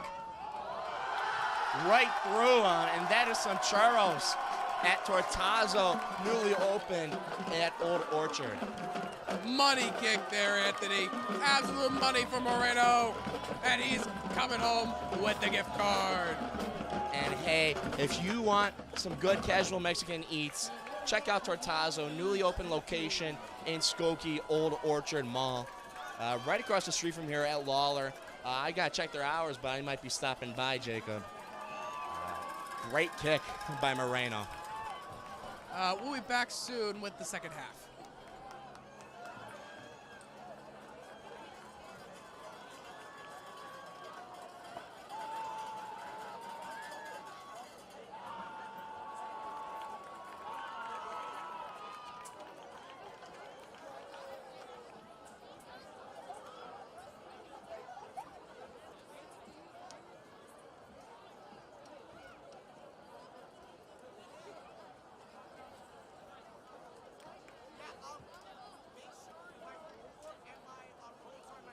Just a reminder, the concession stand is open. Please visit the concession stand at the north end of the stadium. Also, if you're looking for some Vikings apparel, please stop at our Booster Club stand located behind the restrooms on the northwest corner of the stadium.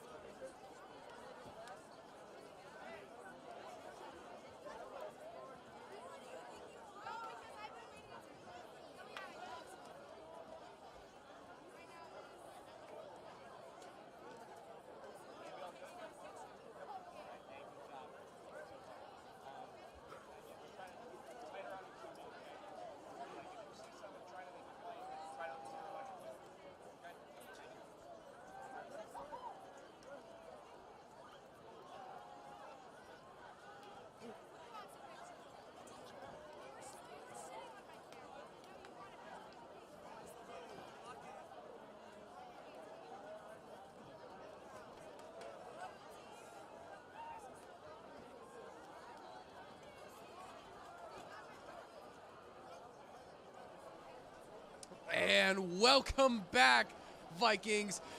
We are coming to you live from beautiful Chuck Post Stadium, just about set for second half homecoming action here at the beautiful Chuck Post Stadium.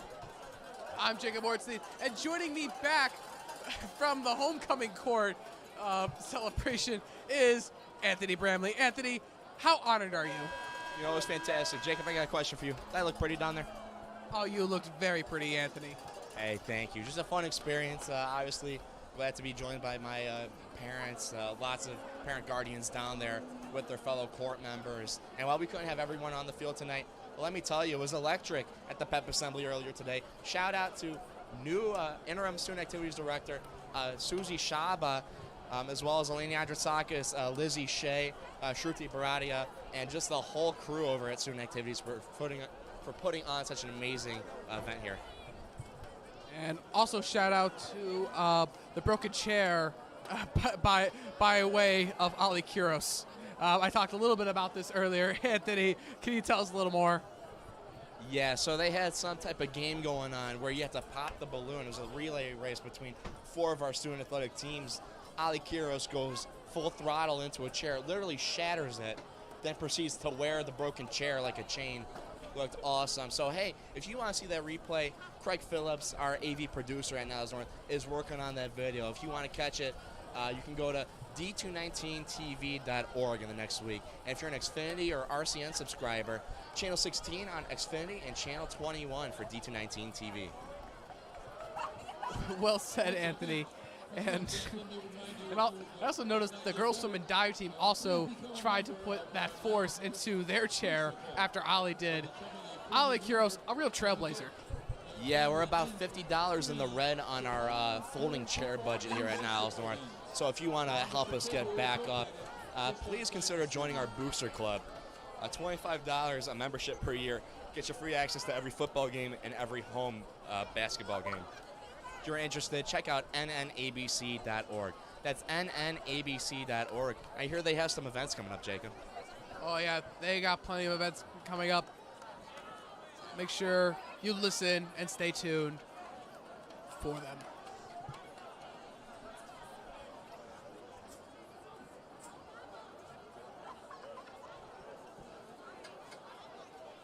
We're just about ready for kickoff here. Head coach Gary Butler, he is getting the team fired up, Anthony. He has so much passion when he coaches. I'm currently actually writing a story for journalism about him and the team, and I really got to know him at a personal level, and he really brings that personal aspect to the team, and that is something great you want to see out of a head coach. Yeah, certainly. He's had lots of experience, on the field. He played at Cal Penn for his college career, then moved on to being on the Eagles practice squad, go Philly. Then ended up in one of the lower level football leagues, getting some good play in Cleveland, I know. Then now he's ended up as a coach. He was a lineman coach, I believe, at North Park University, just about 7 miles south of here in the city. Defensive coordinator. So, this guy is coming to Niles North with a lot of experience. He's been a teacher here for now 3 years and now looking to put some more on the football field. Coach Gary Butler, he's doing great things for this new Niles North football team. So the Vikings are set to receive the second half kick. A packed house here at beautiful Chuck Post Stadium. The vibes are up here. 21-7 is our score right now. Vikings are down by 14, looking to make something happen. So here we go. And big boot that kicks away. Kuros has it, almost goes out of bounds. Makes a man miss, makes another man miss. He's trying to bounce it outside. Kuros, he has a little space. And finally brought down, as much of an effort there was, not the greatest game there. Was trying to hunt for more, but good job not being down within the 5-yard line there. That was scary, Anthony. Yeah, that's the kind of running that makes you throw up afterward. But Ali Kuros is a gladiator. He has that stamina, and he's going to try to move up ever so slightly. Doesn't yield so many yards as we had hoped, but, hey, looking good out there. Nick Socorro did a lot of work for the Vikings in that first half. However, Adonis Williams, the sophomore sensation, is going to start the second half. Williams fakes the handoff, and ooh, multiple Grens coming in there. A little bit of a dirty hit. Flags were thrown. The refs are all over it. Williams was tackled for loss, but there was a flag on the play. Our officiating team talking it over real quick.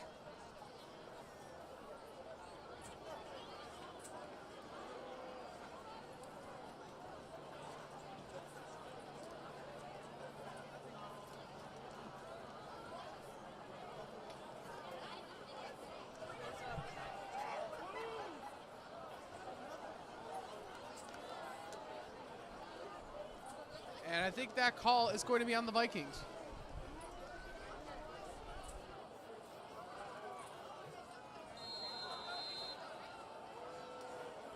Penalty was against the Vikings.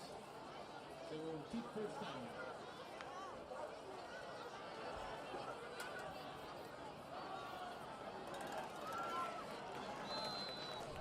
A great completion there to Hempen.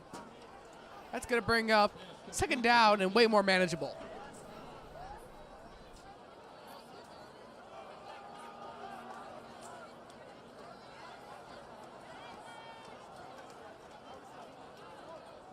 That's a good for 12 yards.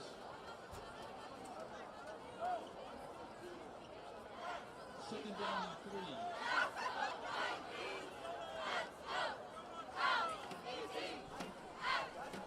So second and way more manageable now. So Coral looks deep for Williams and picked off by the Grenadiers. A big play by Elk Grove there. That will be Socoral's second pick on the night. Has not been the best effort for Socorro in this one. And the Grens are going to set up on defense.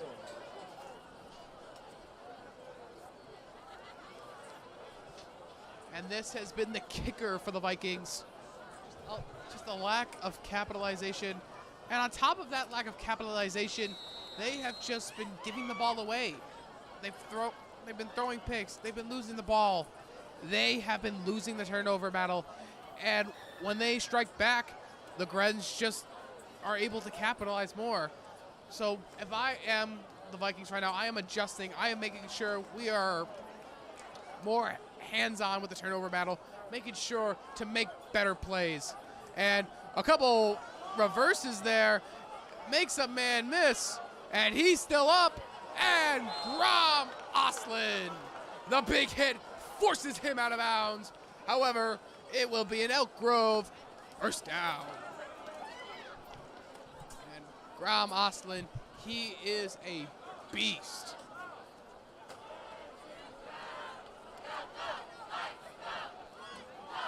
Big gain there for the Grens. Going to be first and 10 around the Viking 19-yard line. The Grens in excellent scoring position.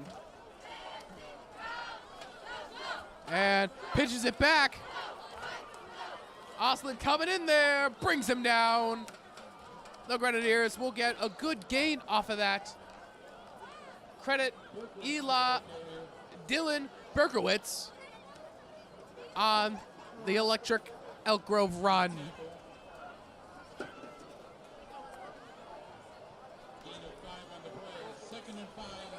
And a great job by Oslin there, flying in for the tackle. He is aggressive, and I've been saying it a lot, but I'll say it again, electric.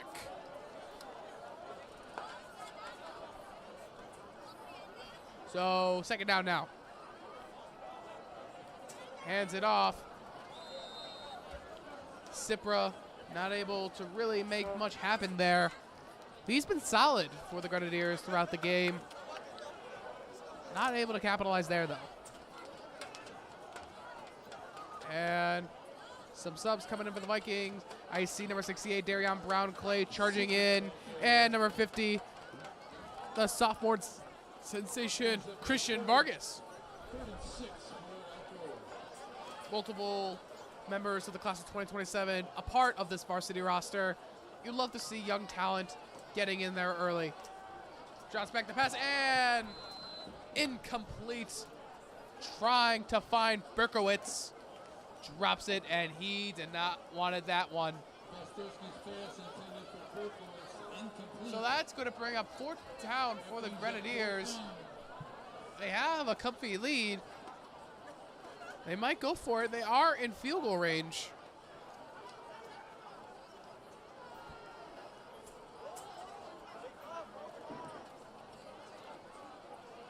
So the Grenadiers are going to go for it. In fact, 4th down.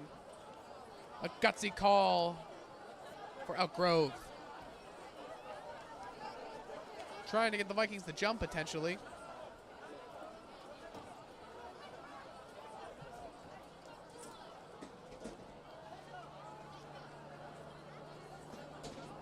No movement. And the Grenadiers will call timeout. And the field goal unit likely to trot out.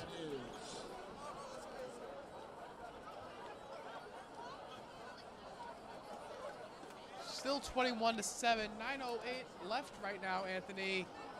The Vikings just haven't been able to do that much on offense. It's still a close game. They're still only down 2 scores, but how do you get the offense going? I mean, first and foremost, the defense has got to get a stop here. But once the Vikings get the ball back, it's 4th down. The Grenadiers are very capable of going for it, and the Vikings are very capable of stopping them. What do you do here?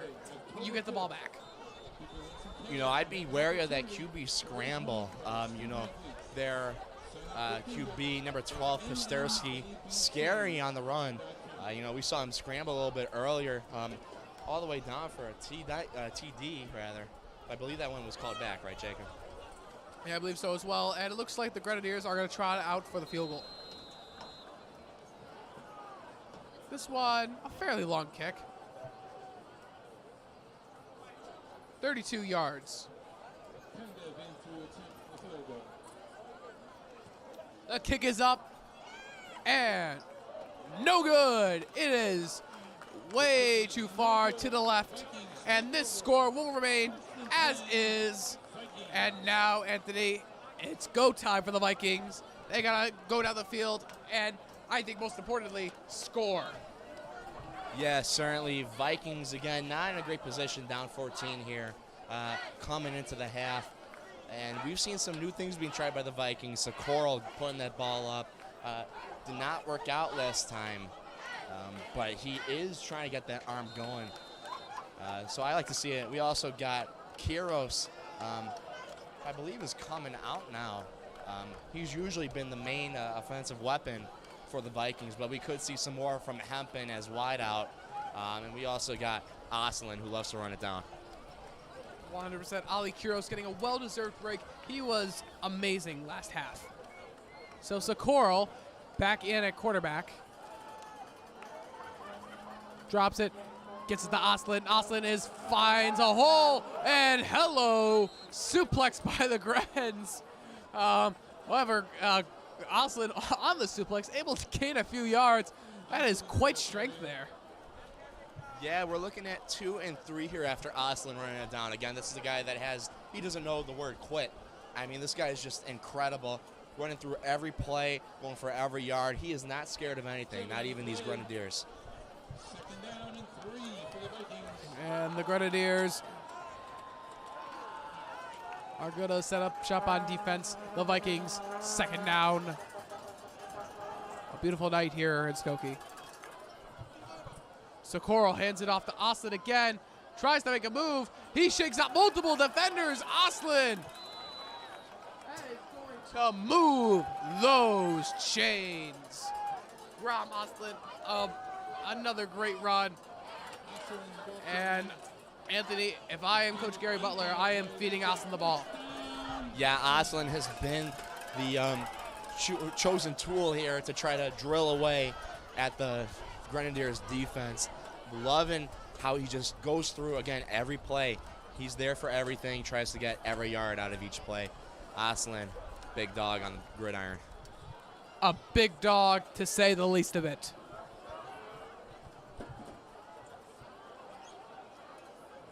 Some miscommunication, it appears. Vikings finally set. Socorro drops back, hits Hempen. No, Kuros. And Kuros running around. He has a little bit of space. Good blocks. Robinson, another good block. Kuros finally swallowed up by a bunch of Grenadiers, but I believe that's going to be a first down. Yes! Move those chains, Ali Kuros. Kuros again, great job going through. We saw him with some lateral motion, obviously struggling against the Grenadiers. But then you got the fearless QB, Nicholas Socorro, getting in there for the block. That's something that you don't see from a lot of high-level QBs. So Socorro getting in there, that's great game IQ. And, you know, love to see him putting himself on the line for this Viking team. Very well said, Anthony. Ali Kuros looked a little shaken up after that play. He will remain in the game. Just speaks to the hard work and grit and toughness that is Ali Kuros. One other thing to note here about Socorro, he is a competitor. He is in my stats and probability class. And today we were playing some running tic-tac-toe. His team, you know, he was doing whatever he needs. And that's what the Vikings need right now. Great completion, making it 1 yard to the first down. Socorro finding Hempen. Move those chains, Zach Hempen. Did not move the chains. Hopefully we'll move the chains the next play, Anthony. That was so excited after that. I thought the chains were moving. I'm crazy.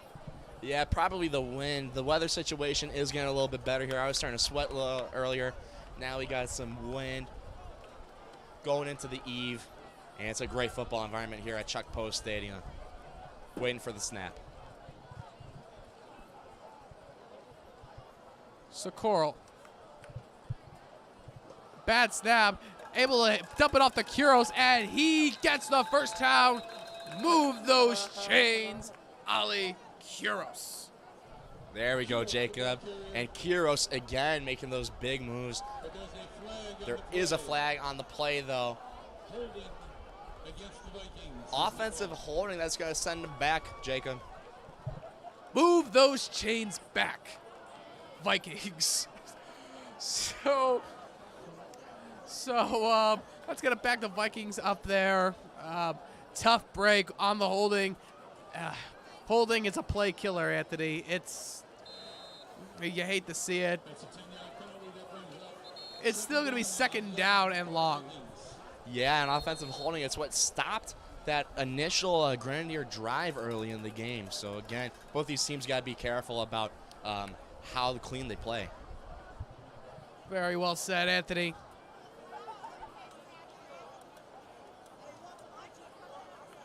Socorro drops back, hits Kuros. He loves to hit Kuros. And Kuros gets the first down. Or maybe. And he is just a little bit short, so don't quite move those shades yet, Ali Kuros. A great play. Yeah, the Grenadier number 8, Miles Schwartz, just in the nick of time. It's going to be 1 yard short, third down for the Vikings. Coming in now, number 47, Spencer Pearl. Been a great blocker here for the Vikings. And Pearl, he's electric on defense as well. He does great at that linebacker spot. They're going to throw him in at tight end, see what he can do.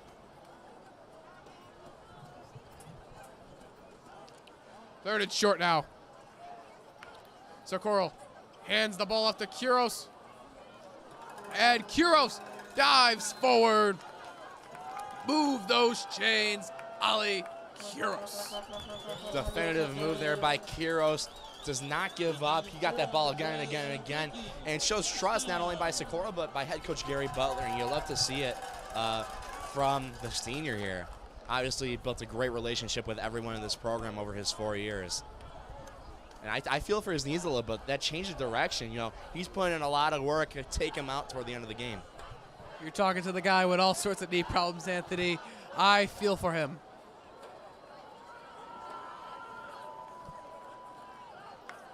Socorro drops back, hits Hempen,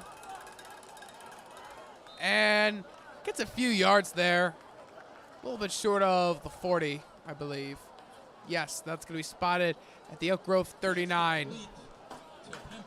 Yeah, Hempen with that same, on the 41.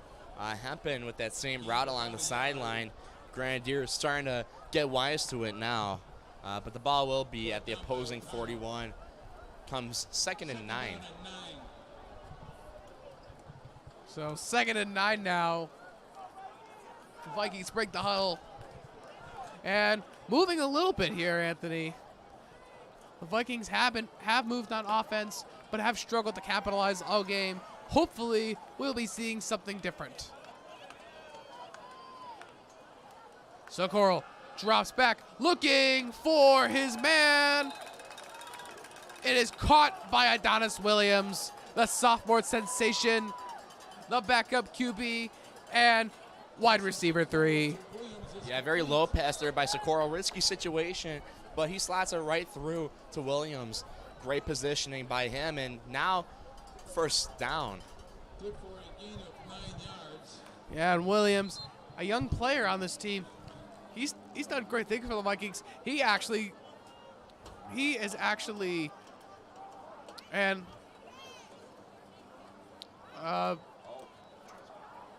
it looks like they're actually going to move the shades a little bit out here, trying to spot the ball, see exactly where it was. Stop the clock, and shout out to our chain gang here. I see varsity boys basketball coach Glenn Olson working the chains here, Anthony. He's doing it. He's doing a whole lot of stuff for all sorts of programs. I actually see him working with the boys cross country team as of lately. Yeah, that's right. Glenn Olson doing it all. You know, fixture of the Niles North Viking community. And we can't see the spot from here. Let's see if we can get a better angle. It will be a first down for the Vikings. Move those chains. So a first down for the Vikings. And with 2:19 left here in the third quarter, still 7:21. And the Vikings are starting to move in. Looks like we're having some mishaps with the chains. Able to fix it, though. Again, special shout out to our chain gang.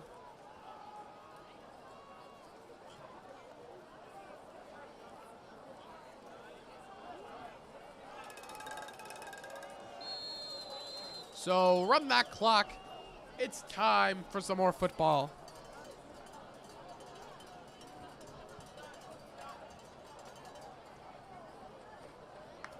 Socorro hands it off to Kuros, pounding through and pushes a few people. Won't quite get the first, but he gets a good chunk off of that. Kuros for ball carrier. Brought down by Dean. So I'll bring up second down and about 3. Second down and 3. A special shout out to all of our cheerleaders who have showed up for this amazing homecoming game. Bringing the spirit here at Niles North. Yeah, definitely. And they were pulling some jaw-dropping stunts at the homecoming pep assembly today. You know, do you think you could pull any of what they do off, Jacob? No.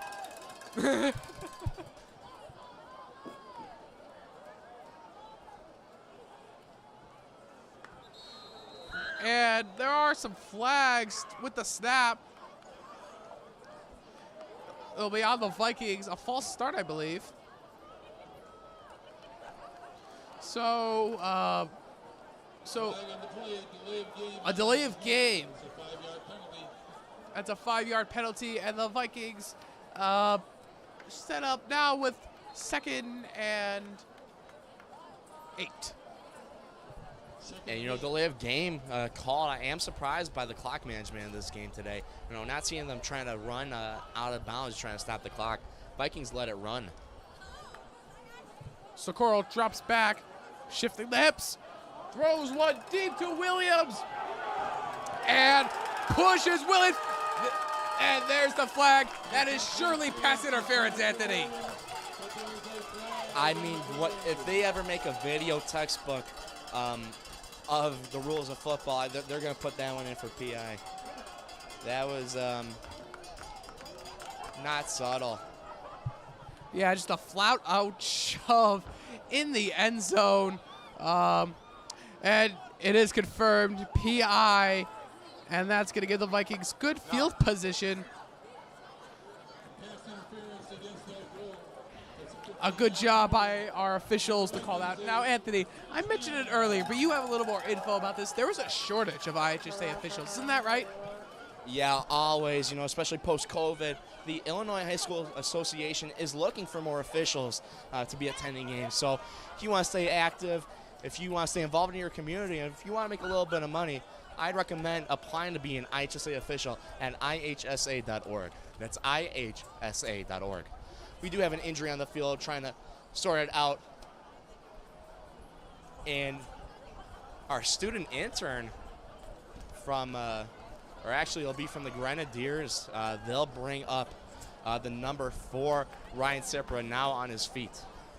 57 seconds left to play in the third. And no scoring changes in this half.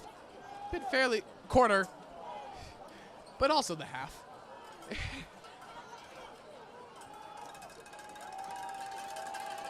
And we are going to set up now first down.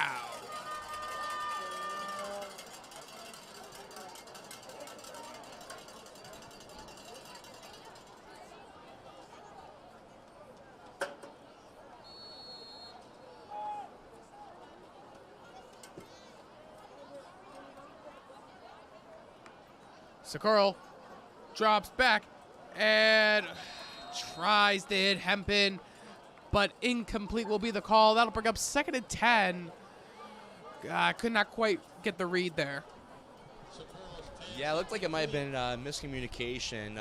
Hempin started running out, I believe, and that made him short on the ball. But now the Vikings will recoup 2nd and 10. So 2nd down now for the Vikings. An excellent field position, trying to capitalize and dig into this deficit.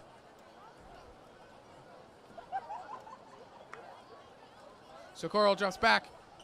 He hits Kuros. Kuros is running. There's a flag on the play.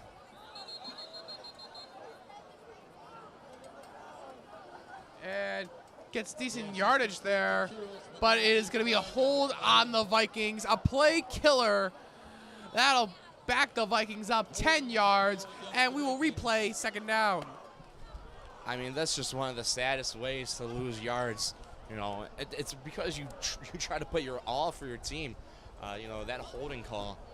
And again, it's been play killer for both sides here. Vikings were looking at a pretty easy touchdown, but now they're sent back 10. 2nd and 20. Really is demoralizing. This Vikings team is trying to answer, but they are having trouble with the whistle and that dreaded yellow flag. Vikings can maybe get 1 or 2 plays off here as the clock runs down to end the third. So under 30 seconds left here in the third quarter. Socorro. He drops back, fakes, and a fight for the ball, but it will fall incomplete, intended for Ali Kuros. Yeah, unfortunate. Also, great pressure by the Grenadiers on it. And a struggle in the red zone it's been for the Vikings. Clock is stopped with 19 seconds on there. 3rd and 20. So, I still think they should be going for it. I 100% agree, Anthony. So the Vikings break the huddle. 3rd and long.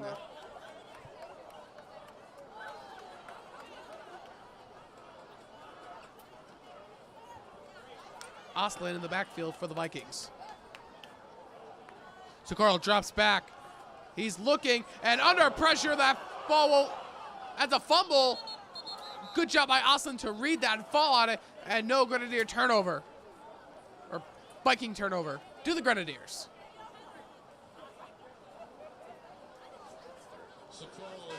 And that's the end of the third quarter. The score still remains Vikings 7, Grenadiers 21. And when one play resumes here, it's going to be 4th and forever. Now, Anthony, what are you going to try to do here? I mean, it is fairly late. I personally would go for it, but I want to hear your take. Yeah, definitely. Although with the new 12 minutes here, they might try to, just take it step by step. With Socorro looking for the big play there, he was not aware of his surroundings, resulting in that sack and almost a fumble, or a turnover off the fumble. So I'd be a little cautious here now that the clock has been given some more time. Well said, Anthony. So we're going to go to the other side of the field here. Vikings head coach Gary Butler providing some last-minute advice for his boys. The first-year head coach off to a rough 0-3 start here, trying to gain some momentum with this game. Right now, not looking too good, but anything can happen in high school football.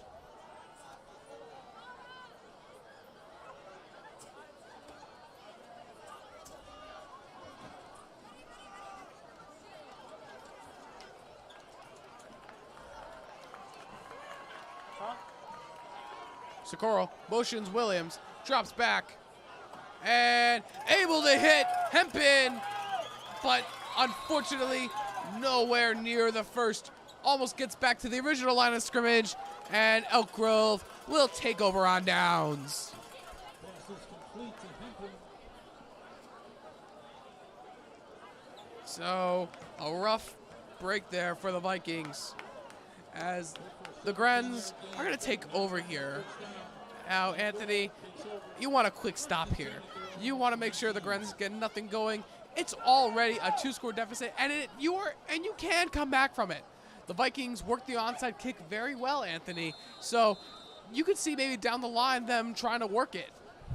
Yeah, but they've just got to worry about the Grenadiers right now. Their offense, while we did admit that the defense is stronger than their offense, they have been giving us some trouble, only really losing out because of the whistle.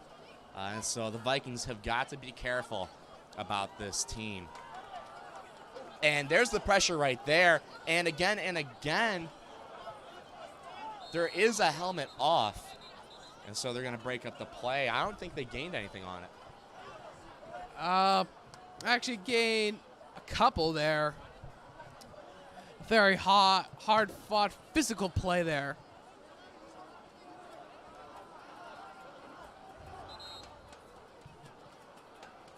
Gain of 3 on the play. So 2nd down now. First hit by 7 to go for the Grenadiers. 2nd down and 7. We are live in the 4th quarter at beautiful Chuck Post Stadium. The moon's out, Anthony. It is a very pleasant evening and a great night for football here in Skokie during this amazing homecoming week. Yeah, definitely. And Viking students, of course, our homecoming is tomorrow night starting at 7 p.m. So, hey, if you didn't already get your ticket, you can get them at the door for $30 a pop. Includes some cookies, some lemonade. They always got some good drinks going on. Obviously, they got the inflatable bouncy houses, and it's always a great night, Jacob. Well said, Anthony. And there's a run outside by the Grenadiers, and he's going to get the first down. Move those chains. Jordan Brufford.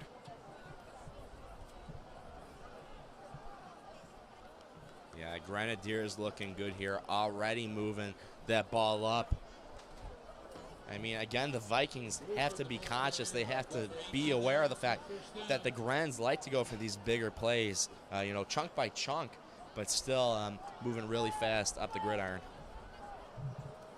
Yeah, and that chunk by chunk mentality has been killing the Vikings. So it is 1st down now, and fakes the handoff and gets a good gain there, but he was not fooling Oslin. Credit him with the tackle. Yeah, Pasterski, though, showing he's not afraid to run.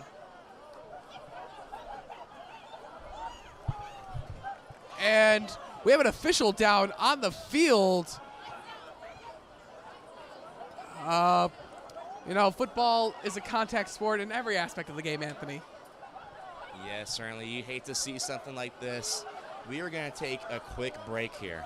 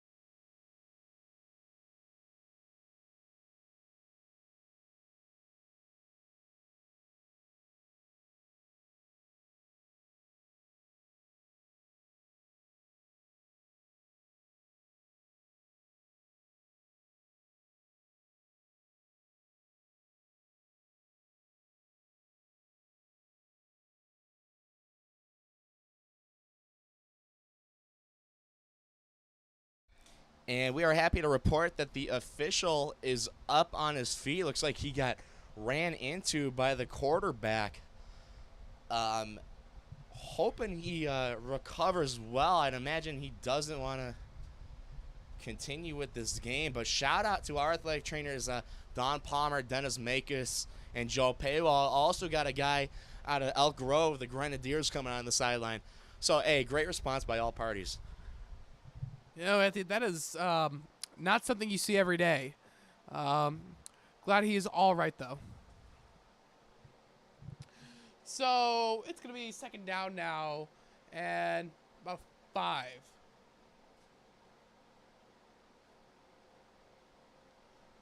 Elk Grove has not broken out of their timeout yet. The Vikings await them.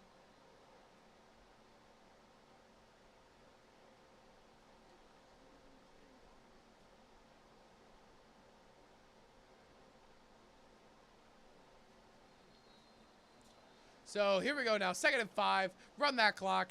It's time for football once more.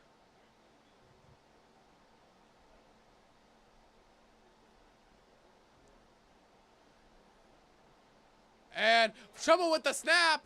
And thrown down by Davon Robinson. I would take that personally, Anthony. He threw him down with emphasis. And it was the backup quarterback for Elk Grove in there. I would take that. The IHSA does promote having a great attitude on the field, and so obviously you get big hits like that, and it just sends them back. But obviously the Vikings with a great response there. And the clock will keep running as the Grens try to figure out what to do in this 3rd and long situation. Certainly, Anthony.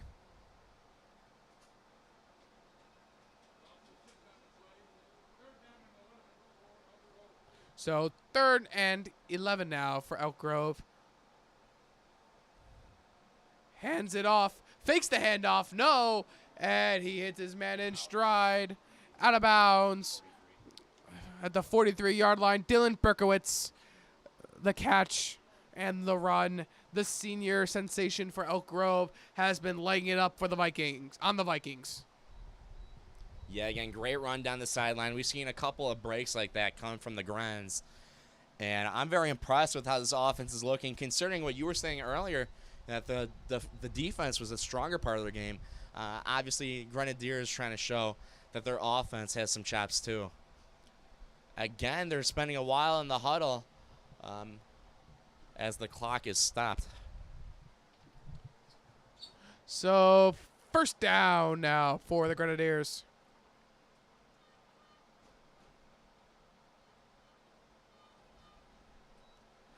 The snap, runs it up the gut, still on his feet.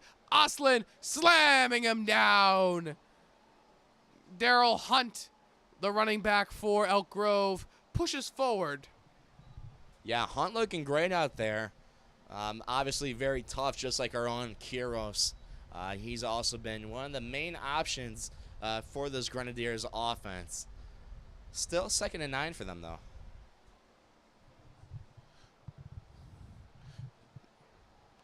The Vikings defense awaits the offense. And a couple of Grenadiers coming in. Number 13, Dylan Berkowitz. And number 8, Miles Schwartz, I believe, heading in for Elk Grove. And so, Pasterski snaps it, runs it up the gut, and outside, and Robinson's in there in the backfield. There is a flag on the field.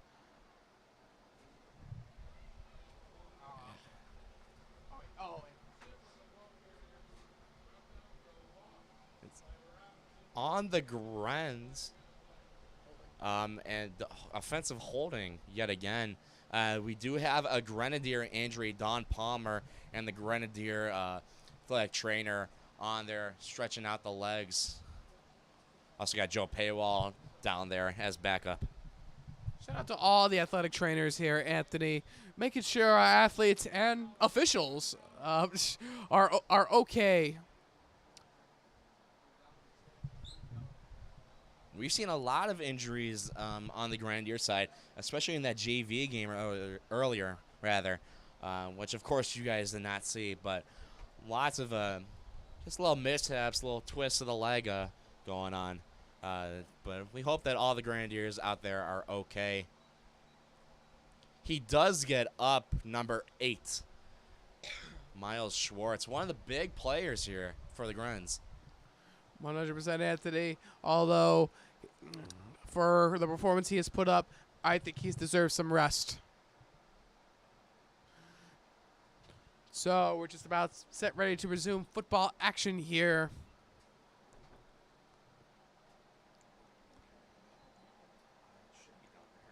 It is going to be 3rd and long now for the Grens.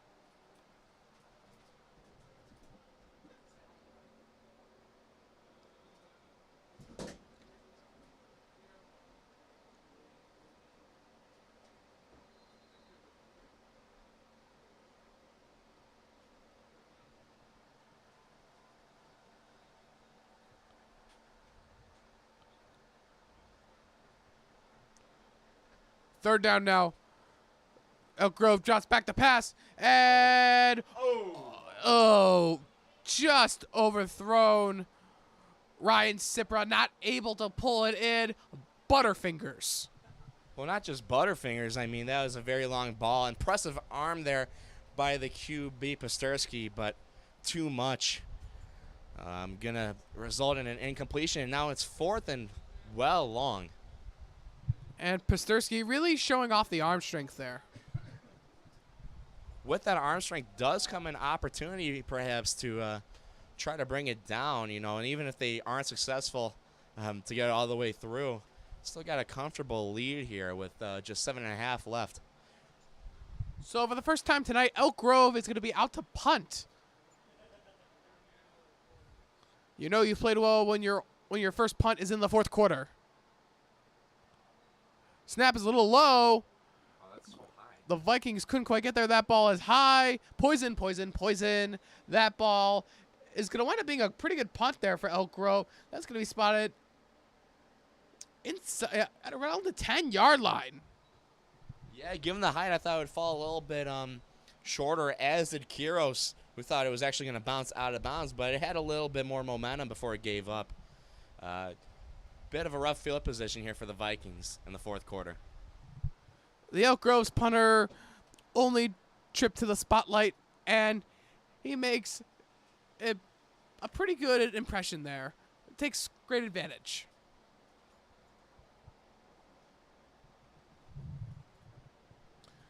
So 7:24 left in the 4th. The Vikings are still down 2 scores. The score has not changed since the half. So the Vikings hopefully looking to generate more offense.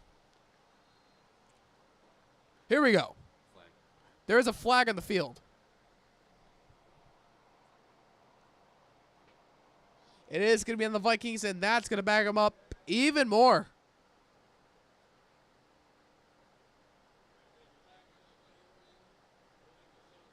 It was an illegal substitution for the Vikings, and now they are going to be inside. I think they're on the goal line, Anthony. No, the ball's at the 5, correction. But still backed up fairly deep. Not a good place to be. Yeah, we know this Gren's defense likes to put the pressure on. Tough situation for Socorro. He's scrambling around, get out, and steps out of bounds with a late hit. Socorro, a good job to do something out of nothing, and we have a Grenadier down.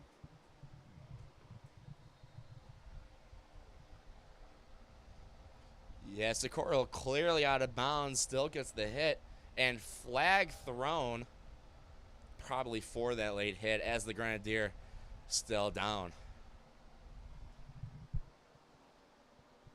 And there's a lot of rumblings going on down there.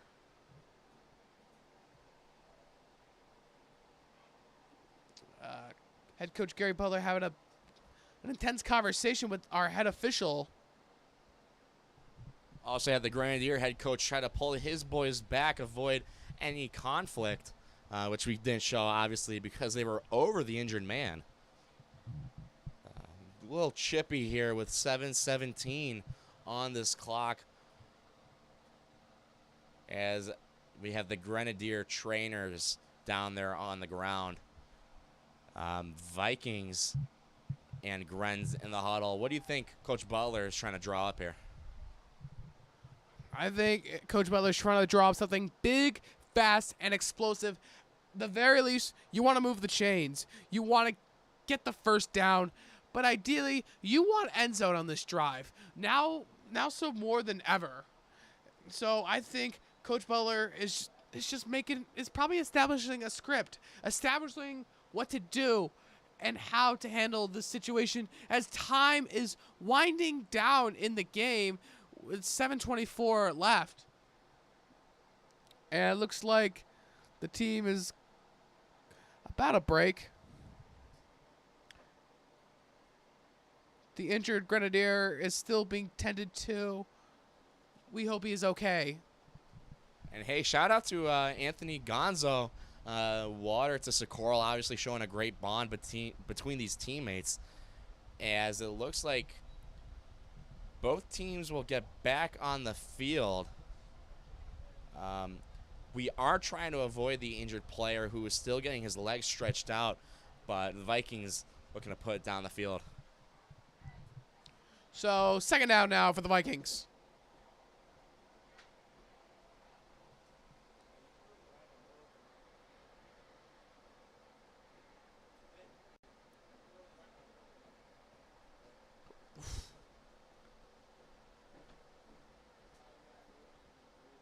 And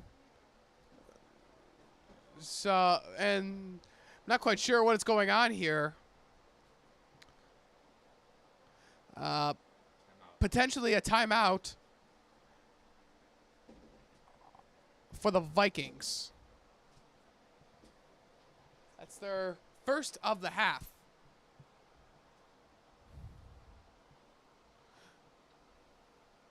So a lot of time to breathe here, Anthony, between plays. Yeah, concerning situation. Shout out to our managers also down there with the water bottles, helping out this team.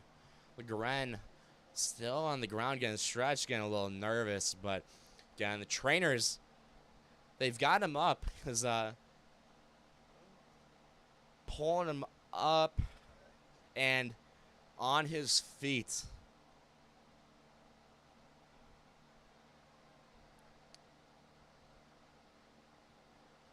And Vikings will reapproach the field, as will the Grens after that little intermission. 7:17 on the clock. So here we go. Second down now. And we're happy to report that the injured Grenadier, number 41, Nicholas Kovac, is being helped off the field. He's going to be carted away by our trainer, Dennis Makis, to give him an extra checkout. We here at NN Viking Media hope he is okay.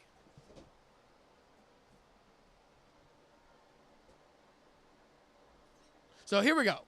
Second down. Socorro drops back, hits Kuros in stride, and Kuros, he's still on his feet. And he's going to get the first down and then some. Move those chains, Ali Kuros. Kuros, one of the biggest playmakers here for the Vikings, obviously moving it down. And, you know, not giving up on the play. I feel like I'm repeating myself. I'm a broken record here. But Kuros doing a great job keeping that ball moving. Be 1st and 10 at their own 27. Kuros has us all becoming broken records as he's been great tonight for the Vikings.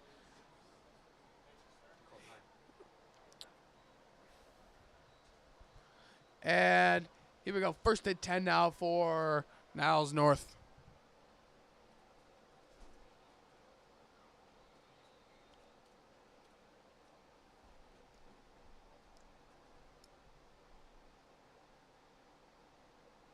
Socorro drops back, launches one, almost intercepted by number 5, Morion Smith of the Grenadiers. Intended for Hempen, just a bad read by Socorro. Yeah, and again, I feel like there's some miscommunication going on here. Not on the same page. Hempen running it too long and can't cut back for that ball. Also, was a victim of the turf for a little bit, slipping and sliding, but all good now as the Vikings reapproach the line. Well said, Anthony.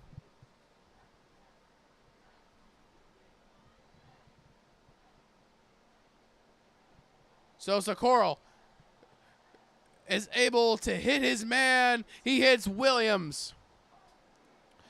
And we're going to move the ball a little bit. Gets a good gain on that. It is still, though, 3rd down. Or it brings up 3rd down.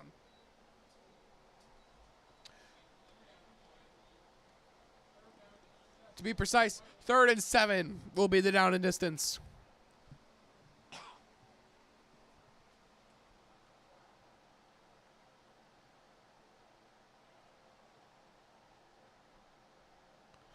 Socorro drops back, looks for Kuros, able to get it, and brought down by the Grenadiers. Number 4, Daryl Hunt, hunting that tackle down. Yeah, and even when the Grens had the midfield open, they come in from the sides, put the pressure on Kuros, and it's always going to be a struggle. However, he does get the first down, so move those chains, Ali Kuros. We've been saying that a lot here, Anthony.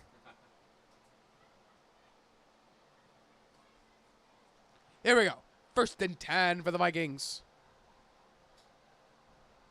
Socorro drops back and hits Kuros awfully late. And Kuros is a little shaken up after that one. He is helped up by his teammate, the sophomore duo, Adonis Williams and Christian Vargas. Going to check in on him, make sure he's okay. And it just speaks to the brotherhood that Coach Gary Butler has built with this team.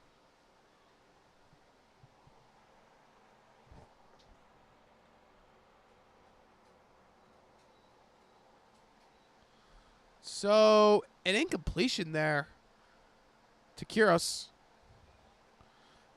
And it's 2nd down.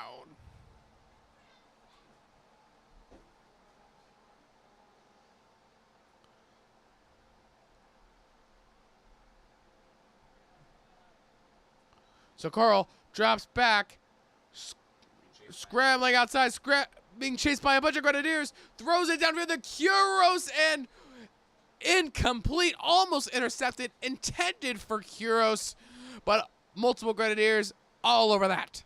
Yeah, 3 guys on him. Looked like number 5, Santiago Miles, 8 Schwartz, and 43 also back there for support. That's Nathan Dean. Vikings in a tough situation, 5.5 minutes remaining.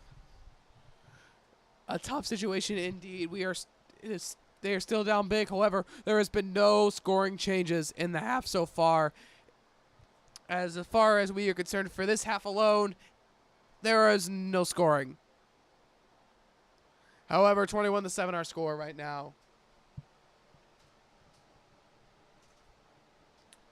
So, breaking the huddle.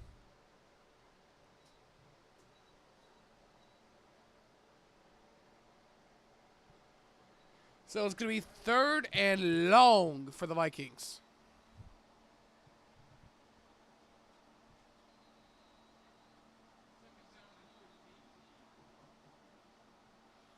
Socorro drops back under pressure, and he is sacked by the Grenadiers. And they're on at number 54, but there is a flag on the field. For now, credit the sack, number 54, Ethan Otano. But it looks like the flag will be on the Grenadiers.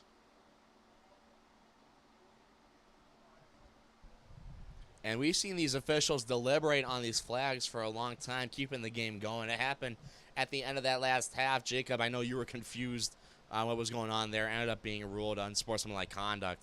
But, again, this game getting dragged on a little bit. And while it does give the Vikings some time to heal up, they could be losing some energy and adrenaline here. Yeah, momentum is the key to football, Anthony. And frankly, if you don't keep the game moving, the momentum is kind of stalled. And it looks like the flag is on the Vikings. It's unsportsmanlike conduct on the Vikings. So that's going to back them up quite a ways. It's going to be third and third and Hawaii. 3rd and 40. They could get it done, though. 3rd and 40 now. Socorro tries to hit Oslin. Incomplete. And that's going to bring up 4th and Hawaii. Yeah, and you love to see the Grand still pouncing for that ball, despite it. I think it was pretty clearly incomplete, but the Grenadiers have that energy throughout all 48 minutes of this game. And 5:16 remaining on the clock. Vikings 4th and undeniable punt. So Socorro's going to back up deep for the punt.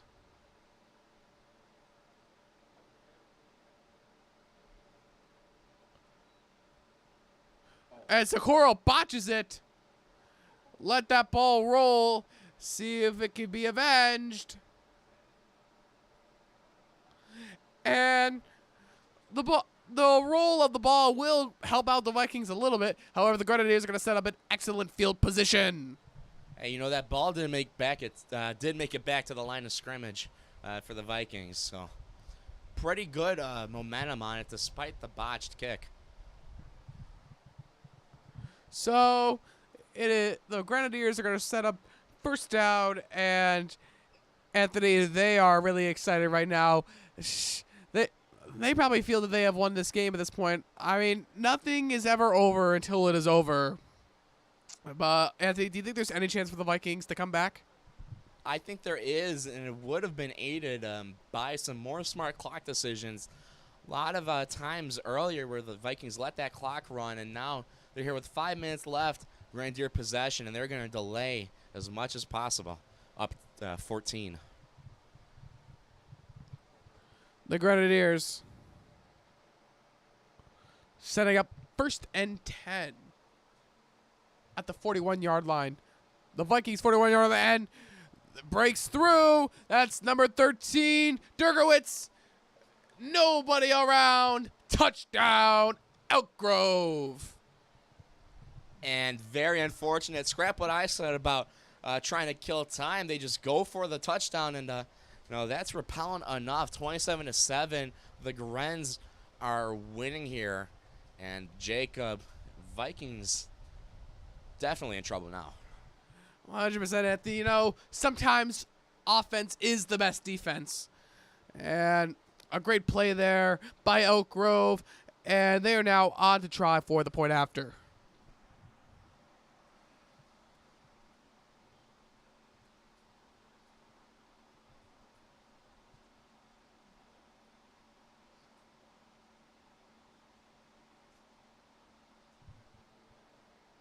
And barely, but it is good. And Elk Grove will take a 21-point lead late here in the fourth quarter, just under 5 minutes left. Yeah, Vikings need to be moving that ball fast if they want any hope of taking this ball game back. And before that mood killer, the Vikings still did have the opportunity. I think with the right clock management and with the right plays, they definitely could have gotten that one done. But now down 21, this is a pretty tough redemption for Niles North. Well said, Anthony.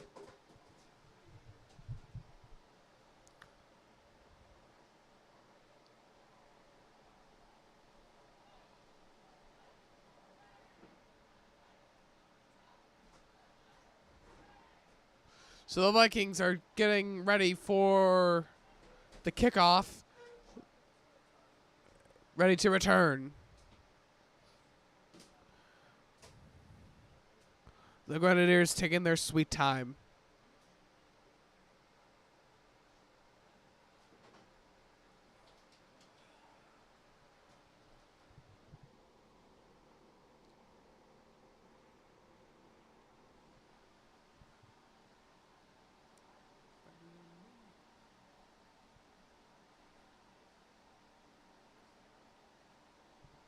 So here we go now.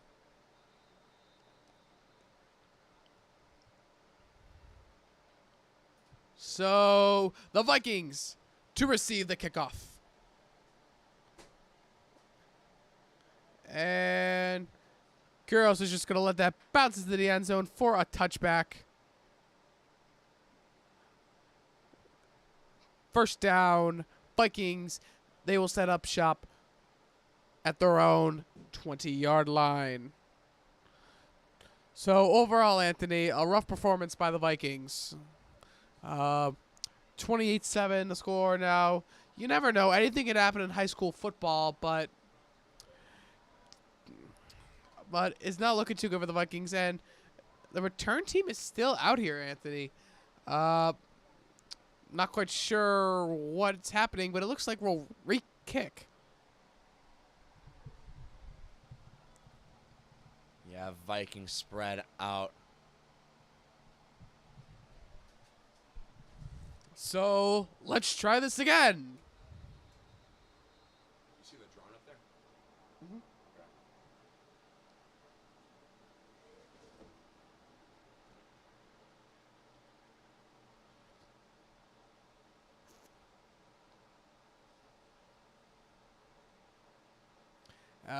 Looks like everybody's distracted by the drone that is currently flying over Chuck Post Stadium. We're not quite sure what's going on with that. We'll let you know if we have any updates. This has been a wonky game, Anthony. Yeah, certainly, but it's been a fun environment here at Chuck Post Stadium, despite the rougher play by the Vikings. We saw a lot of the seniors taking pictures. This will be their last homecoming as a student in high school. And refs deliberating, trying to figure out what the deal is. Well, the drone goes away, and we'll finally, once again, re-kick. So, for a third time, let's try this again.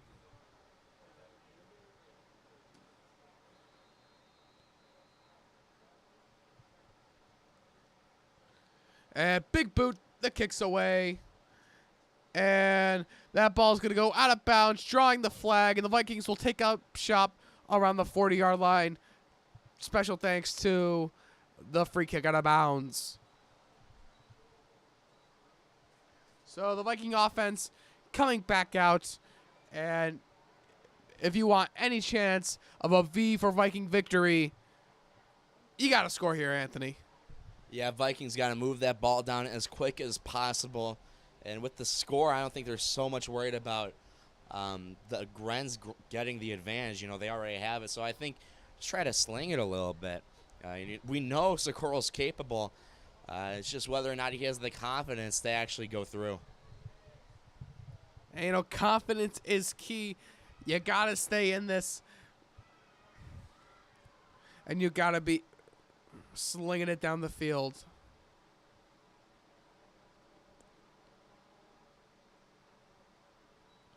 So, Socorro hands it off to Oslin, makes a bunch of men miss. He's done it a bunch, but, however, he's taken down in the backfield. Loss of a couple of yards there.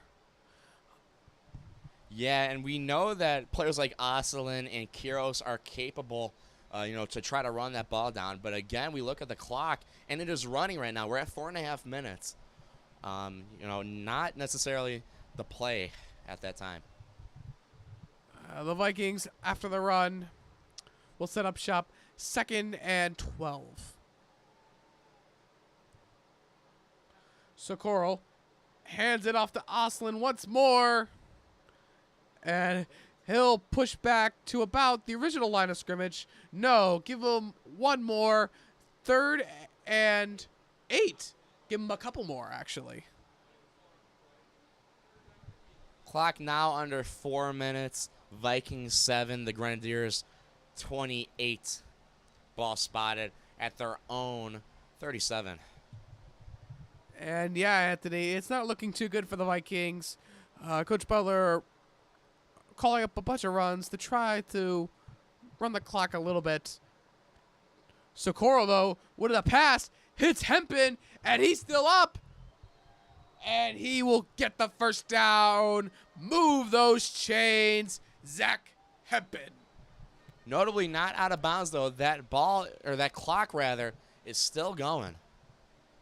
3:15 now as we try to get a substitution coming out. Number 20 for the Vikings, Ricky Vargas. Potentially not a wise move by Hempin to not run out of bounds. This clock is running. 3 minutes are left in this game. Down 21. Socorro hands it off to Oslin. Makes a few moves. He's still up. He's still going. The Grenadiers are chasing him. Here goes Oslin. Touchdown! Vikings! Wake up if you were asleep. The Vikings have just reduced the deficit to 14. And how about that Grom Oslin run it down? And, we know his legs are capable, and he just put it on show there just at the right time. 2:41 on the clock. And correction, they have reduced the deficit to currently 15. Hopefully with the extra point, we'll reduce it to 14. But I have full faith in this Viking special teams to convert on this extra point. And looks like number 47, Spencer Pearl, is being checked out by our trainer, Joe Paywall, hobbling off the field a little bit. Yeah, not sure what was going on. I also saw a couple of subs come back out, and they try to get a new ball. Also coming in now, number 22, Peter Bunis. And number 4, Albion Chatri, bringing the new ball. So Chatri for the extra point to reduce the deficit to just 14. Chatri up and good. Nothing but upright. Well, nothing but through the uprights. The kick is good. I guess nothing but back fence would be the phrase there. And now just 14 down with 2:41 on the clock. Still a tough situation, but you mentioned they like that offside kick, Jacob. They do, Anthony. I was over at the game for Leiden, and And Coach Butler actually called up a onside kick to start the game, and the Vikings got it. So they have worked the onside kick, and they are very good at capitalizing on it. So you may see them work it to perfection here. However, if I'm the Grenadiers, I'm preparing very well for it, because if the Hands team is able to fall on it, then it is certainly a Grenadiers win. Yeah, 2:41 remaining here. Your Vikings down 14, hoping to make it down 7 with the special teams out on the field.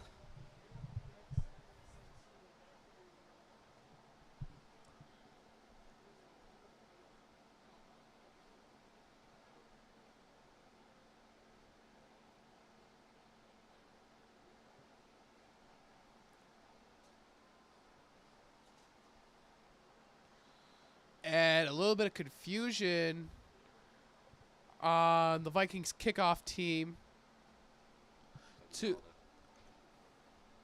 to boot it for the Vikes.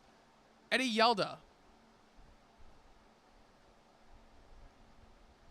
The Vikings certainly going to be going for the onside kick here. The drone appears to be back over Chuck Post Stadium.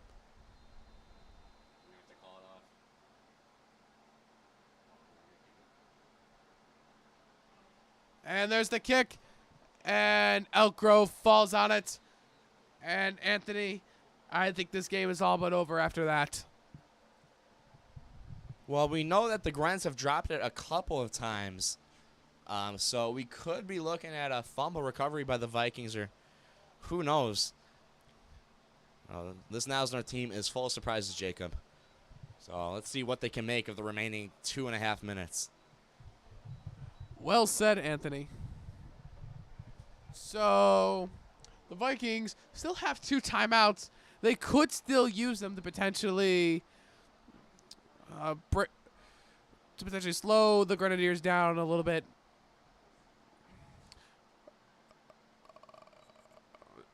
The Grenadiers hand it off to try to chew some clock. Coach Butler is electing not to use his timeout. The clock will run 2nd down.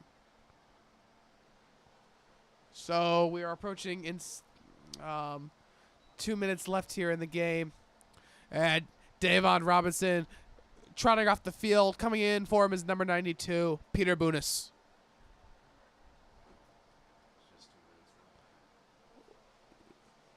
So just about 2 minutes left now.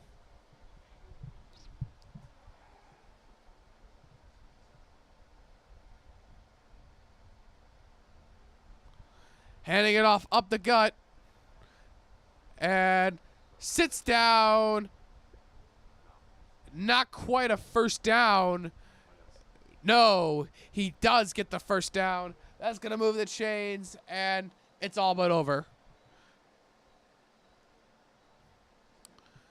In for the Vikings now, number 71, Diego Juarez. And also, number 60 coming in, Chris Tan. And coming off right now is number 24, Tommy Vo. Coach Butler just trying to play everybody he can. He's even got the headset off, just waiting for the rest of the game. Could see something here, and Gren gives himself up, trying to run out the remaining minute. So put it in the stats as a sack. So the clock will still run. Time winding down. The Grens still have to run one more play.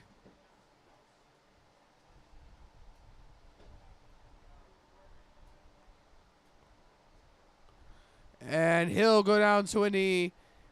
And it is over here at Chuck Post Stadium. Your final score, Vikings 14, Grenadiers 28. The Grenadiers get their first win of the season, moving to 1-3. And for the Vikings, the losing streak continues, 0-4, as they head into Niles West next week. Yeah, and with that, they are also out of regular playoff consideration in the IHSA State Series. Most teams will need a 6-3 record or higher to qualify for that State Series. So now at 0-4, it will be tougher to continue that season into November. But hey, great game here tonight, Jacob, despite the loss. I would not fully count the playoffs off yet. There are still some circumstances where the Vikings could make it. However, that journey just got significantly harder. So, thank you all for watching this stream of homecoming football here at Niles North. We have appreciated having you so long from Chuck Post Stadium. Have a happy homecoming, Vikings.